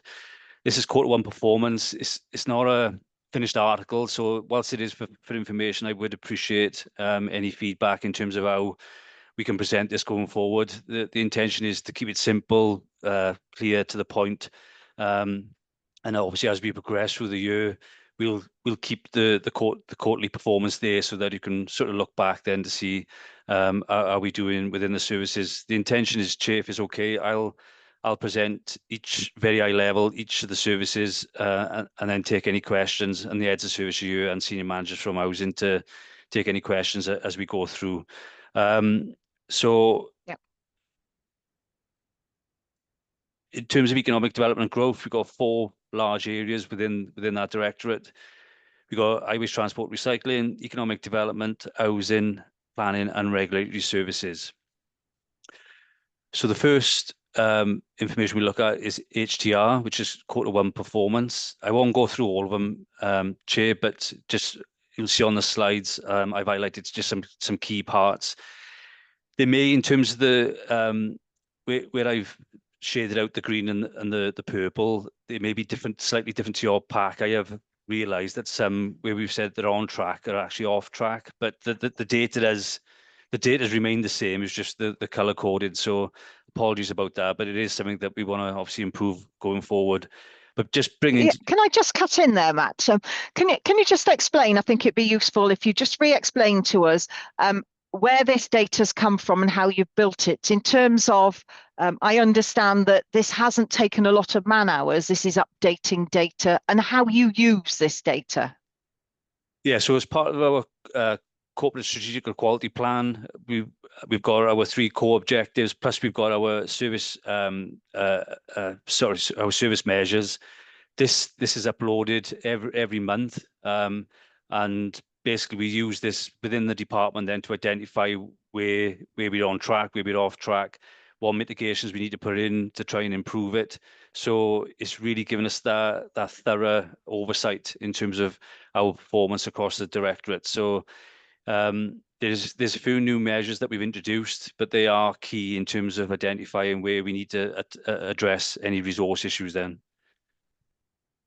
So in terms of the first point that I wanted to address people's attention to, because it is a big target, and that's the other thing, Chair and members, is one thing that we will be doing going forward is identifying whether the target is monthly or it's an annual target. So sometimes that can confuse matters. So there will be a column going forward which will address that, because some things may look off track, but at the end of the year, generally we should be on track. And this is a typical example: percentage of waste reused, recycled, and composted. Target is 70%. Q1 output is 67.5%. But generally, there's fluctuations through the year. So Q2 tends to increase as we got the green waste tonnages. We've also got the new HRC information coming through in terms of the charges, so that there's going to be information coming through in October. So whilst it's at the moment 67.5, we do feel we are going to get close to that 70% year end. Okay. With that, there are areas such as percentage of critical road safety defects repaired on time. We have got a target of 100%. And our outcome for Q1 was 67%. So that is off track, and that's something we need to address. But going back to your earlier point, this gives John and the team that data now to look at, well, why is it then that we're on 67%, and what do we need to do to ensure we do get up to that 100%? Okay. Now I've got a hand up, Matt. So do you want to take questions as we go along, or shall we save them to the end of each section?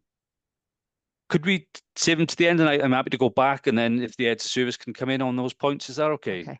So if that's okay with you, Councillor, we'll at the end of the HTR section, we'll take all questions on that department. Okay, Matt, thank you. I won't interrupt you again. That's all right. No, there's no problem. And percentage of road maintenance defects repaired on time, we've got a target of 75%, but you can see then we've hit that at 98%. So as on balance, the HTR is doing quite well. Again, just picking out 2 points here: percentage evaluation inspection completed within time. We've achieved 100%. The target is 90%. I have highlighted the electric charging points and depots. That's something, again, you'll see that there's no specific data there. John will have a bit more info in terms of where we are in terms of the electrical infrastructure within the depots. It is something that we are working to in terms of going over to electric fleet, but obviously we need the infrastructure there. So that's currently off track. But again, that 18 is something that we're aiming for year end. And this one I have highlighted because it is, again, the data speaks volumes. Is something that we need to do. This is an area in terms of members' correspondence. You're all aware as members, this area has a high volume of queries coming in, requests. So it's something that we do need to address. We've got a target of 95%, which is off track. But the intention is we've got to get that up. And again, that's for John and the team then to look at how we address that. Okay. So that's, it was pretty quick, Chair, but I'm happy to go back and then bring John in then for any questions, if that's okay. Lovely. Thank you very much. So, Councillor Adrian. Thank you, Chair. So, Matt, some of the things with the road maintenance, etc., off track. Is that because obviously a lot of the stuff's seasonal work, so you catch up in the next quarters? Is that what you're saying? It is seasonal, and John will clarify this, but you're probably all aware we've had an extra £14 million capital money as well. So there's a fair amount of work going on, and yeah, absolutely right. It is seasonal. So generally during quarters 3 and 4, we tend to slow it down. So you'll probably see in quarter 2 that start to improve. So thank you. That's a good answer. Thank you. Yep. Okay. Thank you, Councillor Chloe. Thank you. It might be a really silly question. I just didn't. Some of the quarter 1, I might have missed. You said this earlier. Some of the outcome columns have just got a dash in them without a figure. Is that just because we don't have the data at the moment? So like percentage of people accessing the rights of way portal to report stuff, number of people using the car parking app. That's exactly it. And I don't know if John wants to come in, but there is bits of data that we are pushing. And so these are new targets that we've brought in as part of the corporate strategic equality plan. But apologies about that. But I don't know if John, if you've got any information to date that we could share on this. Yeah, if I take the car parking app, for example, it didn't get implemented until the 19th of May. So there was limited data, but for between the 19th of May and the end of June, so that would be the end of the first quarter, there were actually 14,750 transactions made on the app. So our target, it was a brand new target. We'd never done anything. So we're well ahead of that target now. And and those transactions are now becoming a more significant percentage of our overall transactions away from the pay and display machines as well. So this is now starting to give us really good information about where we can focus our attention in terms of services, such as Matt said. Then area of concern for me and an area to address is members' correspondence replies. So it's all good data, and it's all it can all be put to use to continue to drive performance in the service. Okay, thank you, John. I'm really pleased to hear that. Sorry, Chloe, cutting in ahead of you, because I'm always mindful that we can keep creating data and sheets of data and performance data till we're blue in the face, can't we? But it needs to be purposeful, it needs to be directful, it needs to be useful, or otherwise wasting our time. I'm just interested, and that's great news about the parking app, but at what point did you put on track here when there's a blank in that column? We need to be clear that if we haven't got the data on the form, then we can't say it's on or off track. So clearly you've explained that one is, and that's great news. But as Chloe pointed out, the rights of way, we don't have data there, and yet it still says on track. So I think that's a bit disingenuous, and we have to be a little bit careful how we fill it in. But Chloe, back with you.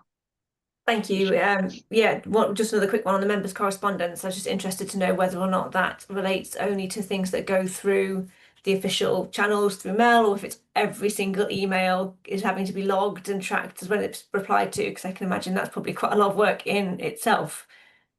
this data comes from the members' correspondence system. Right. Cool. Okay, thank you. So only if it's put through Mel. So I'm interested with that. I don't want you to sort of name it or answer it here. Do you look at, when you're looking at that correspondence one, if it's a specific procedure that is, is it the procedure of how it's logged and tracked, or is there an issue in an area, Brecon, Radnor, Montgomery? Is it a particular depot that are slower, or is it a particular individual? Is there a league table? We don't need to know that detailed information, but I'm just curious, do you look into that, and are there things you can do to support if there's a weak area? It's something now we're getting this data through, we can start doing some real qualitative and quantitative analysis around what the complaints are. Sometimes a complaint might not be a complaint, it could just be a request for service, for example. Yeah. Some of the correspondence we have can be quite technical, and I think where some of the delays are, we, instead of providing a holding response saying we need to refer to legal to get further advice, I think that those are the steps which are missing. So it's given us an opportunity to review what we're doing, how we're doing it, and to improve the process. Excellent. That shows where a simple line on a graph has some real value and purpose in the delivery for residents, doesn't it? But just another question. Sorry, Peter, I know you've got your hand up and Liz. But in terms of correspondence then from members such as myself, is this telling me that all questions I have for officers should go through Mel? I'll allow somebody from corporate to. I think it's a difficult one for me to answer specifically, but generally, if portfolio holders are coming through the member system about bigger items wider than their ward, I think it should come via the system. Sometimes you just want that local interaction with the local area manager around a highways issue. So I think I need to be careful around how I answer this, but I can see Diane's got a hand up, which is rather helpful. Diane, yes. Yeah, I would say from a corporate perspective, I would really like all queries to come through that system from members, because at the moment we don't know the quantity, and we don't know really in terms of the number of queries that the teams are answering when it doesn't get registered, what is the volume of them trying to handle. So at the moment we can analyze and see the volumes, we can see which depots are getting more questions, we can see what individuals aren't answering on time, all of that information, but we don't know what we can't see. So if all of those are just hidden in an email to somebody, we don't know whether that person who's not dealing with the questions within the time frame has actually got 90% of their questions via email. We don't know those things, so I would always promote using the system. Thank you. Okay, thank you. Councillor Peter Lewington. Thank you very much, Chair. I had a couple of overall comments and then one specific, if I may. So I guess looking at it, first of all, I don't know if these are good targets or not. I don't know who sets these targets, what the criteria is behind the target, and I think needing to try and understand that is very important, because I guess it obviously puts our focus on particular matters to achieve that target. The lack of comments doesn't help. So, for example, I guess if we looked at members' correspondence, it's part of me wants to say, so what if we miss the target? I guess the individual councillor would be chasing anyway. So I guess some comments there I would find useful around like the implications or the risk around missing these targets. And I guess that then comes back to my specific point, which was on the slide around critical safety defects, which I think was probably the first slide.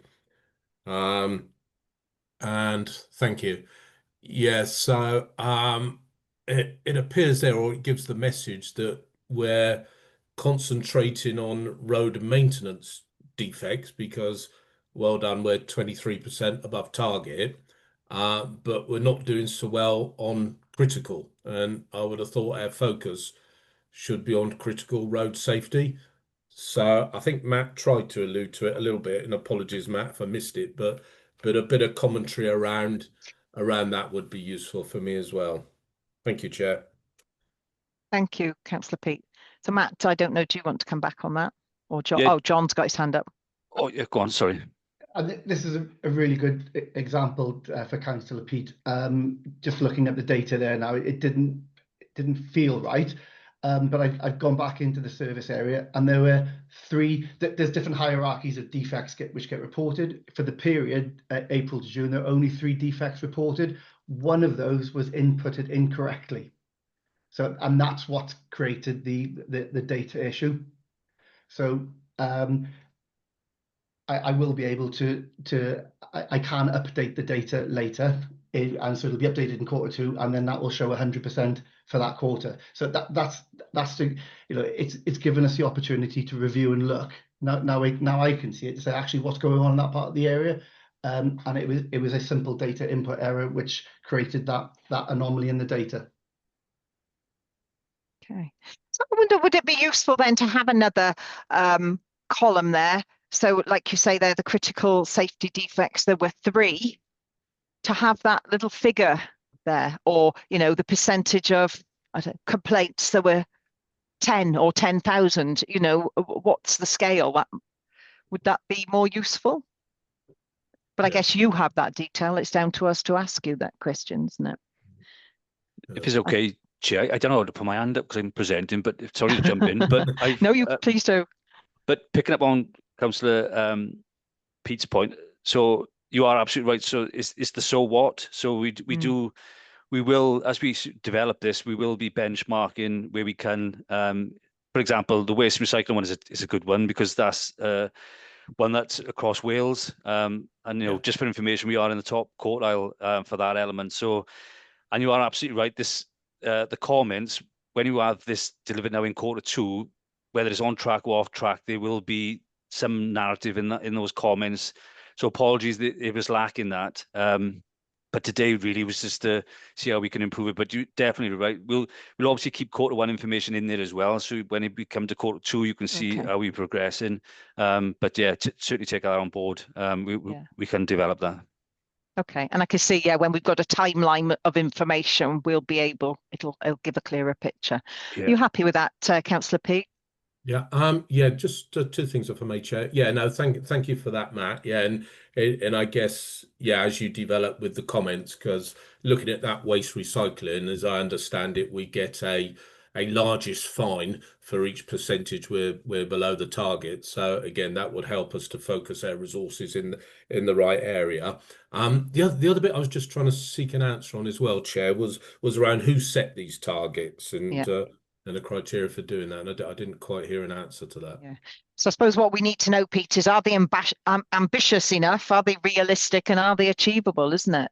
So I think that's definitely a comment we'll need to make. And I wonder who would be able to tell us that. Can I come in on that one, Chair? Yeah, thank you, Diane. Thank you. Okay, so as every year, as part of the process of creating our business plan for each service area, that's based on a set of information that we pull together as part of our performance assessment for the service.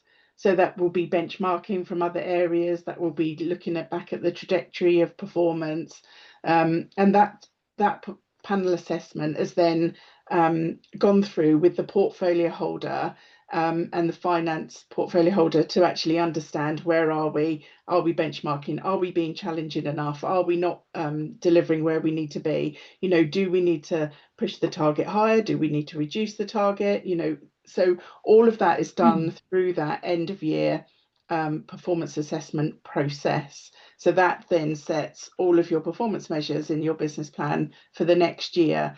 Now, it will be throughout the year that we might bring in new measures, that because we've introduced something new, like the car parking booking app, so that wouldn't have that evidence and basis behind it. So we've put in a target that we think is realistic for that quarter, but obviously John has said, we've well overachieved that target. So it was our best estimates at that time.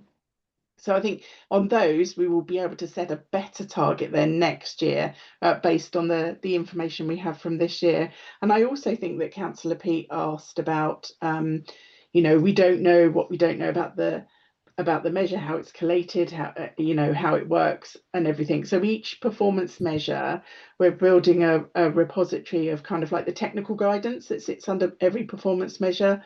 And we're hoping that once we get our online system set up, so this is very much new for us, and we're putting a system in place that collects the data from systems and automates behind the scenes, but also can give you a link to that technical guidance. But we're not there yet. But we thought for the first, myself and Matt did consider, how do we present this to you? Do we just give you all the measures? And obviously we've got 20 minutes, not a lot of time to go into the detail of every single measure, and we wouldn't have been able to tell you that information. So I think a way to improve that would be for you to have access to look on those technical documents for the ones you're interested in, that would give you all of that information in the future. But obviously it's a work in progress, and we will get more and more information to you. Or maybe that it might be, Chair, that you want to look at a deep dive in one area to understand that a bit more. So yeah, we're in your hands. Lovely, thank you. I mean, I'm conscious of time, so I'd like us to go on to the next section, which is the economic development. But what I'd like us all to do as a committee, if we can, we're keeping a list here. Well, I'll just explain what I want to do, because we will run out of time if because we can't scrutinise every item in full. But I will let you come in now, Liz. But just to say, what I want to do, I'm sort of writing a list of the key things you're saying now, and perhaps we'll put them forward as some actions. We're not making recommendations because this isn't a paper for scrutiny, but we could make some recommendations on how this data could be set out in the future to make it more purposeful and useful to us, and hopefully to the officers. But yeah, Liz, if you want to come in now with your question, and then I would like to move on, or else we won't get through the 4 sections. Thank you. I think everybody else had a chance, and I think I kind of got missed. So my question, I think, and thanks, Matt, for the presentation. I think it might exemplify actually what you were just saying, Diane, because as I was looking through all of the 4 areas, I noticed that HTR doesn't have a target for mandatory training, appraisal or sickness, whereas that is in housing and in, I think, economic development. So the question is that because it doesn't need to be measured in HTR because it's overperforming, or is it an indication that there's an inconsistency across the whole of the department? I'm happy to come in there, Chair. Yeah, please do, Matt. Thank you. So again, it should have been in there. We was lacking some information, but it is for Q2 there will be across the board. But just to give you assurance, Councillor Liz, that for all members, that all the appraisals, mandatory training is across all the services. So you will have that information going forward. That's great. Yeah. So sorry about that. Yeah. Okay. Thank you. So we'll add that one in as an action under Q1 performance, that for HTR we would like to see those training and development. It's not in planning either, Councillor Angela. There we are. So basically we're saying across all of the departments then, Liz, aren't we, that we need to see that. Councillor Jackie, I can see you've got your hand up, but would you mind if we carry on through the presentation, or is it really pressing for this section? Well, it's just my portfolio, that's all, Chair. I didn't know whether you wanted a response from me on what I thought about this and how I've been involved in this, but it's not that important. Okay, thank you, Councillor Jackie. Okay, Matt, back with you. Okay. Because where are we? We're 11:30 now, yeah. Okay, so the next area is economic development. Again, very high level. I just highlighted a couple of points. So we've got the number of visitors to the business and community self-funding platform on the council's website. We had a target of 250 there, and Q1 was 297. So again, great performance from that perspective. Number of businesses supported to expand and grow in Powys. We've had an outcome of 18 against a target of 10. So again, great work there. And just some work that we need to do around locality engagement events, alpha place planning, So we got a target of 13, and the outcome for Q1 was 6. But there is a lot of work going on behind the scenes around that element. So overall, good performance within economic development. And again, just picking up on Councillor Liz's point, this is the area. So our target is to maximise this as much as possible across all services. You'll see appraisals completed on economic development is 66.7. So Dan is obviously working with a team to improve this figure. So that's currently off track. And the mandatory training, 95%. Again, that's an area that needs improving. However, when you look at the sickness, the target is 5 and the outcome is 3. So that's on track. So again, positive work there. Any questions, Chair? Yeah, I can see Councillor Chloe's got her hand up.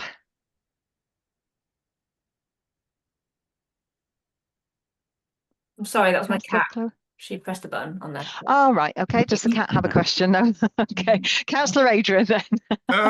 Thank you. Just a quick one to Matt. Why is there no carbon account figures until Q3? Surely we know that. I would need to bring Dan in. Come in on that. Yeah, go on, Dan, you go first if you want. Yeah, Daniel. Yeah, thank you. The carbon accounts are linked to it's retrospective 24-25, so we got a reporting period that I runs, understand. Yes. so yeah.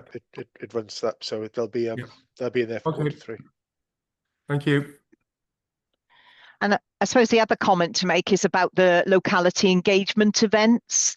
Sort of public engagement and consultations is something the council and councillors have talked about a lot, and residents don't feel they're necessarily a positive experience. So I suppose it's how we do them as well as how many of them we do, isn't it? It's the quality of them as well as the quantity of them. So I suppose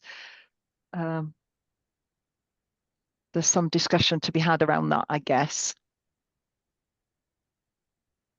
Right. Okay, I've got no further hands up on that one, Matt. So do you want to move on to the next one, housing? Yeah, thank you, Chair. So housing, so just picking up high-level elements around customer satisfaction. The areas I've highlighted there, you can see, to be fair to housing, they are really good at terms of that engagement aspect. So you can see, 94%, 97%, 94%, real good engagement with the tenants, and clearly, tenants are happy with the work that the housing team are carrying out. You'll see a number of households registered within homes in Powys. So we got some commentary there here. So the target is 59, but you can see the demand is outweighing. So this is the area of housing that's got the biggest demand, generally sort of one bed properties. So these are the areas that we need to focus on in terms of our build development. Number of households currently placed in temporary accommodation as well. Again, massive piece of work that the housing team are working on. The target is 285, and we're currently on 277. But it is going in the right direction. So again, excellent work in terms of that area. Because as you're all aware, in terms of temporary accommodation, the costs, are so high. So that we do need to get that under hand. So Richard and the team are looking at more preventative measures in that aspect, which is helping in terms of reducing those figures down. And then percent of privately owned properties identified as having a category 1 or category 2 risk improved to an acceptable level. We're just above target there at 79%. So again, that's one that we've got on track.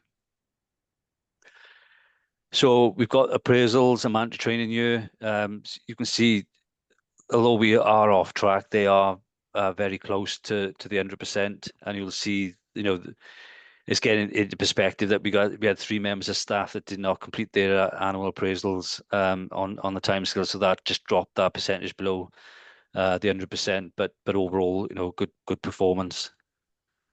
So any questions, Chair? Councillor Liz. Yeah, I just got a quick question, Matt, and it was about the reletting of the council properties and the average days.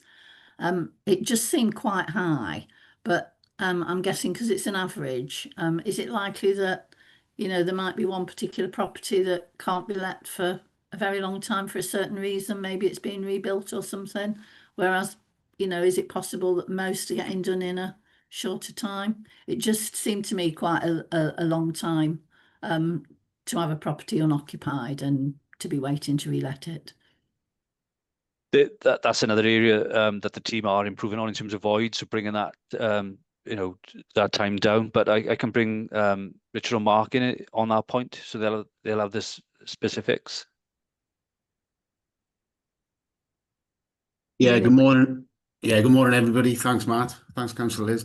Yeah, the average void times, it is a target that we are looking at all the time. We've introduced void teams now, but in answer to your question, yes, it does include every void. So even when we get a void in that needs an incredible amount of work, there's some with subsidence, for example, a lot of garden works that are needed now in order to meet the Welsh Housing Quality Standard. So yeah, it is an overall, that's a 73 day that we're running at now, but we are improving on that all the time, considering 2 years ago it was 165 days. So you can see the improvement there, but it's still nowhere near where we need to be. Our overall target is 30 days. So that is where we're going to, but it's a balance of keeping the day-to-day operatives in their work, because obviously we have to keep that going as well, but it's the voids that we are concentrated on, and it's been great improvement. I think it would be, helpful to know how many are done within 30 days. Yeah. Because it gives could give a more positive picture to the public and to people who are waiting for accommodation. But thank you, Mark. Thank you, Matt. Yeah, and it is a good point, Liz, because those properties left empty is a family still waiting on the homes in Powys list, isn't it? Yeah. Yeah, thank you very much for that, Mark. Councillor Peter Lewington. Yeah, thanks, Jay. Yeah, I'd probably agree with your comment, and Councillor Liz's as well there. I'm not one for sort of trying to create more bureaucracy and like who checks the checker, but I do wonder if that one is a good, perhaps a good example. I think as Councillor Liz was alluding to, of sort of like breaking that target down into, I don't know, difficult ones to do, medium and good ones, and then rather than them being skewed in the wrong direction by properties that are taking a lot of time to reconfigure. So I guess when you have this data as officers and you're looking at those targets, you can dig deeper into that information. So you would have that information, Mark, so you would be able to be alert. This would alert you to any sort of serious concerns or any individual problems that are causing. Yeah, yes, Chair, that's correct. Yeah. And we have to remember some of this is specialist work that our internal teams aren't able to do. When it comes into groundworks, for example, retaining walls where engineers are involved. So there's some properties that we have back that the tenant has lived there for 30 years, have never rung in about anything. So it comes back and there's a lot of work involved. But to break that down would be easy to do and to provide those details. And I think, if I'm right, this is some of the information we do get when you bring the housing papers to Scrutiny, and we can dig deeper on that. But this is just the highlights, isn't it, in this data? Yeah, exactly that, Chair, yeah. Okay, thank you very much. I can see Richard Batts put his hand up. Richard, did you want to add something to that? Yes, thanks, Councillor Lange. Yeah, just building on Mark's comments, really. When we look at end-to-end performance, it's obviously the voids that we have in terms of the work needed to bring up to lettable standard. It's fantastic sort of improvement in that respect. Also, it's the end part in terms of then getting them relet. And I think we average about 6 days across the county once they are ready to let as part of that process. But equally, we look to kind of reduce the number of voids in its entirety. So that's part of our tenancy sustainability work. So there has been a pronounced reduction in the number of voids going into the system as well. And collectively, that leads to the average performance that we're reporting. Thank you. Thank you, Richard. So I'm just looking at page 74, the pink line there. So the number of households registered with homes in Powys Band 1, and it says there are 59 registered. And then 70, oh, I've got to scroll back to the top for that challenge, and that's off track. So are we saying that we want no more than 59 people registered on the band 1, but we've got 70 on that register?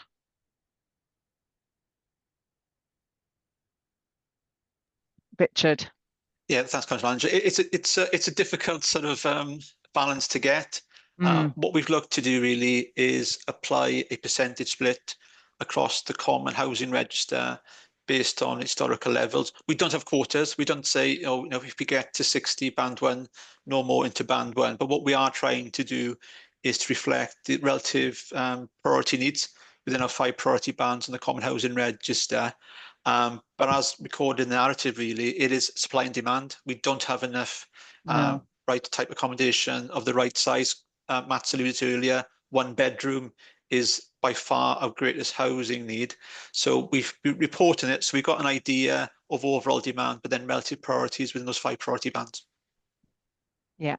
So with regards to housing and housing registers, for column 2, a smaller number is really ideal, is what we're working towards. It as is, opposed but, to. sorry, Councillor Lance. Yeah, but it's a good indication of relative need across the county. But overall, our housing register is now 3,300.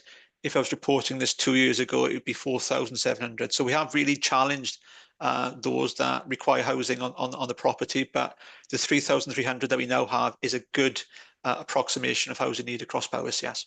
Yeah. Okay. Thank you very much for explaining that. Any more questions on that section? I note that Councillor Jackie has to leave us now. So just say thank you, Councillor Jackie, for being with us for the HTR section there. And we'll move on now to the planning and regulatory services section. And back with you, Matt. Okay, thank you, Chair. So this is the last area, so planning and regulatory services. Again, just picking up on some high level points. So percentage of full plan applications decided within the statutory 5 to 8 weeks. We just pipped the target there of 96%. You'll see some narrative in terms of the comments, which is looking at mainly the ones that are off track, but we have had some issues with some staff sickness, and we've obviously got a new ICT system. So it's just to give you some background in terms of why some of those elements could be off track. Average time taken to take positive enforcement action on the case of confirmed breach of planning. So the target is 421 days, but our outcome for quarter 1 was 678 days.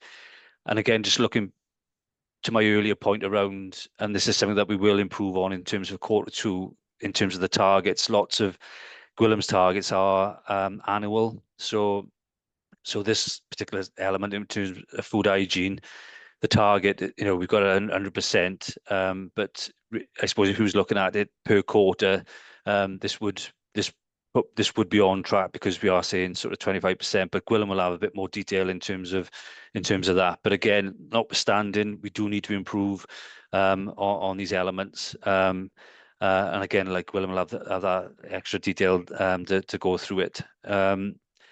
And then just on this point then, percentage plan application consultants request that responded within 21 days, again, 100%. So great work within that area, and percentage of pre-application advice as well, responding within 5 days is on track. So yeah, a lot of this stuff we probably start seeing an improvement as we go through the year. But Gwilym is here to take any questions, Chair. Okay, and Councillor Pete Lewington. Yeah, thanks, Chair. Thanks, Matt. Yeah, I do understand the point. Like, this is early days for this report, and we are developing it. But again, at the risk of sounding like a broken record, I could perhaps use that planning enforcement one of just an example of where I'm slightly struggling, because that target in the first place seems quite high to me, 478 days to enforce, which is well over a year. So I guess I've got 2 issues really, which is, number one, I don't understand the target. So how can we start to understand how these targets are set? And then if I don't understand the target, I don't know how I can scrutinize, if you like, your performance in terms of whether it's good or bad at meeting that target. Then if I just quickly flip onto the food hygiene, again, when you first look at that looks terrible with those low percentages on the targets. So again, at the risk of sounding like a broken record, I think that's another good one to have some commentary around, I don't know, risk management, what the implications are of not actually meeting those inspection targets. Thank you. Thank you, Councillor Peat. So, Gwilym, I can see you've got your hand in to come and respond to those questions. Thank you, Chair. In relation to planning and enforcement, they're set based on last year's performance and 10% improvement on last year's performance. So we're looking for that continuous improvement there. We have got an enforcement action plan in place to reduce the number of enforcement investigations that that are ongoing. And we're aiming by the end of this quarter to be down to 250 enforcement investigations, which is a reduction of well over half of what we used to have. It's very difficult to predict the time taken for enforcement actions because it all depends on the nature of the enforcement breach. And for example, if you look at Welsh Government stats in relation to this element, you've got some authorities that have taken 0 time to take positive enforcement action because they haven't taken any action on anything. And then you've got others that have taken well over 1,000 days to take positive action. So the Welsh Government, therefore, haven't really put in a performance indicator for this one, which most of the other ones have got Welsh Government performance indicators because of the nature of that individual indicator. In relation to food hygiene and food standards, this is one where on the pack in front of you, you've got some of the annual performance figures. Now, unfortunately, it would have been better, and this is something that we're going to be doing going forward, is providing you the profile, because if you look at the profile that we've got for Q1, for a lot of the ones in front of you for food standards, should be around 25%, and we are therefore green on a lot of these ones in relation to the profiling that we've got in place for the year. So a lot of those ones, when we go to our quarterly reviews with the portfolio holders and with CLT, for example, they would be green. It's just because we're indicating it against the annual target. So, but we are on track with a large number of those elements. And the next performance report we do for Q2, we'll provide the profiling for that. So, for example, if you look at category A, which is the highest risk from a food hygiene perspective, we got 25%. 25% is what was the target for Q1. So that would be green. For the Q2, it's 50%. And then by the end of the year, we want to make sure that 100% of those category A premises, which are the highest risk premises, have been inspected during a year. So we'll be able to provide that profiling for next year and show you the trend. And generally, with the trends, this is a big area of improvement. And with year on year, we are showing improvement as we've had more staff come back, as we're investigating other areas, for example, AI, and getting consultants in where we are unable to recruit new ICT systems. So there are improvements being made. And once you get that data for the next quarter, we'll hopefully be able to show you those trends as well. Thank you, Chair. Gwilym, my reflection there is, given this is the Q1 performance, why did you not give the quarter target? And that would have given a completely different picture to this. But I'm wondering, members, if you're inclined to agree with me that this is an area we actually as a committee don't know an awful lot about. And would it be useful for us to receive a paper on planning and regulatory services so that we can understand this in more detail? Because it's clearly more complicated, Gwilym, than these headline figures might indicate on the face of it. And it sounds like maybe you feel that your department is actually performing better than some of these headline figures might sort of indicate at first look. Would members be interested if that was something? And Gwilym, would that be something you think you could bring forward? It's definitely something, sorry, Chair, it's definitely something that we can bring forward. So it is this one that we haven't provided you with the quarterly reports because there's a number of green positive actions there from our service areas. So I'd welcome the opportunity to show that and the progress that has been made and what actions we're taking to make sure that progress continues. And we are in a process of continuous development and improvement. I think that would be really useful, Gwilym, because I'm very conscious of the time here, and I suspect we could drill into these questions very thoroughly here. But you know, your response there has sort of explained to me really where we are.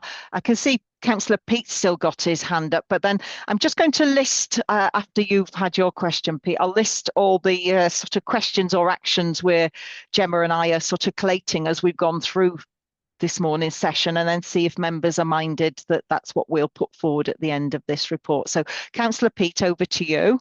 Yeah, thanks, Chair. Just two final little comments, actually. Yeah, and thanks, Gwilym, for the explanation there. That helps to understand those targets a lot better. And I'd also fully support your suggestion there, Chair. I'm going to leave the targets for now, but I guess committee can guess I've got some reservations around the target setting, but it would all have different views on that. But I think listening to Gwilym when he sort of said on the enforcement, we take last year's and then we knock off 10%. I'm not quite sure that's a good way of setting a target, because if you had a brilliant year last year, you're potentially setting yourself up for failure this year. And if you had a bad year last year, then hey, you're going to be brilliant. So probably each target should be looked at in isolation with some metrics behind it to make it meaningful, really. Thank you, Chair. Thank you, Pete. Yeah, I think there's some good comments there. So should I read out the members? Everybody, I'll read out the list of what we've got, and you can add or cross off as you feel fit, members. So first of all, you've highlighted that we need a bit more benchmarking in the HTR section. So some of those percentages, perhaps to have those numbers alongside, would give a broader picture. That we need some smart, the criteria, ambitious, realistic, achievable for the target. So we need to understand how targets are being set. That we would appreciate some figures provided next to the percentages to show the scale. I think that's a sort of similar thing. Sorry, the first one, benchmarking, was really how we set those targets in relation to other items. You know, where are those figures coming for the benchmarking, isn't it? And then we'd like some more comments in the comments section to give us some more a balanced approach to what the figures are meaning. And by Q2, we'd like to see the appraisals and mandatory training. So will they be included for all 4 sections, so we know how we're getting on with those? And in terms of the engagement, we want to sort of think about how the quality versus quantity, how can we show that? How can we explore? So, you know, we've done 100 engagement exercises, but were any of them of any use? Did they deliver? I don't know how we can do that, but maybe we could have a think about that.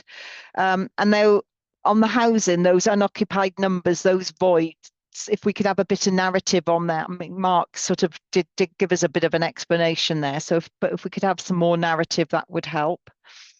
And the commentary around the risk management and the mitigation, particularly in planning there, because some of them are quite scary when you look at those figures on the chart. And then we've got a trends analysis for planning, but I guess there'll be some trends in all of these data over the year. We're in Q1 here, so as we go over the year, we'll have some trends and it'll give us a little bit more information and evidence. And then I think we're going to add these quarter reports to our ERC forward work programme so that we can be looking at those going forward. So Liz, you've got your hand up, and so has Diane. Just a quick one, Angela. I think somebody, I don't know who mentioned it, but somebody mentioned that there might be some technical notes available soon, and I think that would be quite helpful, you know, in terms of us understanding what's being measured and how and why it's being measured. Okay. Did you say that? Was that Matt?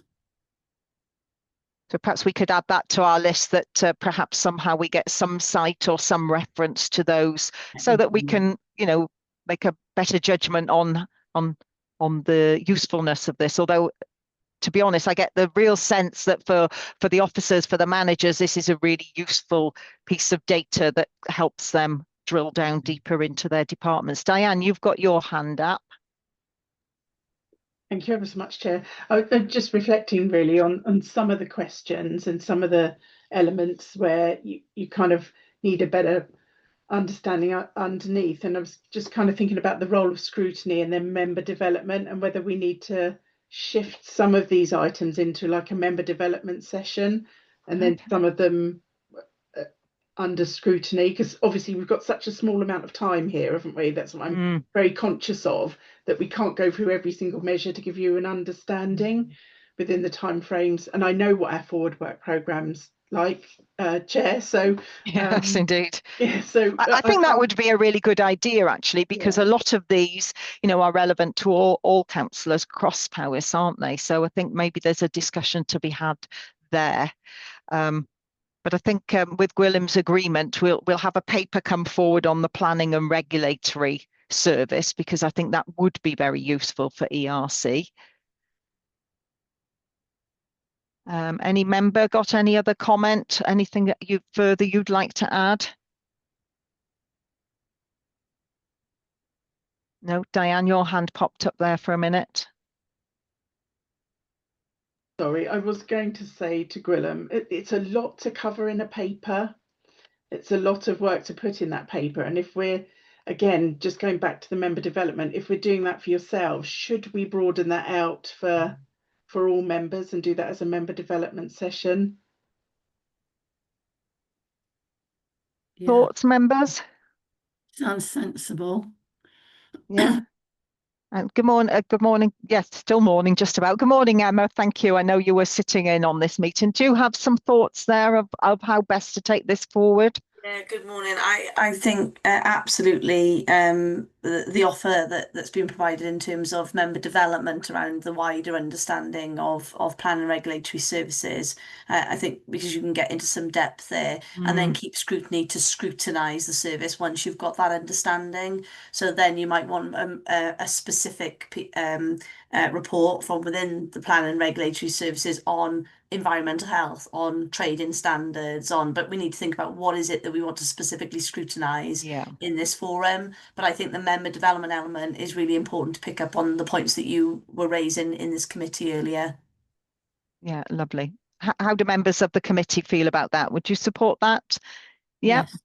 Yeah, thank you very much. Thank you, Emma, for that steer. And Diane, that's really helpful. So yeah, any other comments you would like to add on our report? No? Happy we covered everything. Okay, we're going to go down that line then, I think. So thank you very much for that steer. So that planning and regulatory service becomes a member development. That'll help us better understand this data, won't it, in this format, and we'll be able to take that forward. So thank you all very much for that. That's been really useful and a really good discussion. Thank you, Matt, and all the officers there for bringing that information to us. The next item on our agenda is the work programme, and you can see there we've got the next two meetings, the 2nd of October and the 6th of November, and we've got the items there. So for October, we've got Rural Enterprise Policy, the Leisure Review and the National Park Paper, which will be for information only. And in November, we've got the Economic Framework, Budget Update Report, that's Audit Wales, and the Shared Prosperity Fund, the spending process and the impact of that. So some more interesting papers coming forward to us. So before we close this section of the meeting, and I will ask members of the committee if they could just stay on for 5 minutes reflection at the end, just check in if anybody's got any further comments or things they'd like to raise before we close the meeting formally. And welcome Councillor Peter back into the room. You've had a bit of a lonely meeting, Peter, out in the waiting room on your own there. Billy, no mates, yes. Okay. No hands up there. So I'd like to thank everybody for their contributions today, officers and members of the committee and cabinet members. Thank you all for joining us. I think it's been a very good meeting, very interesting meeting, and we'll bring the formal part to a close now. So thank you all very much. Thank you, Chair. I'll just stop the recording for you and move everybody to backstage.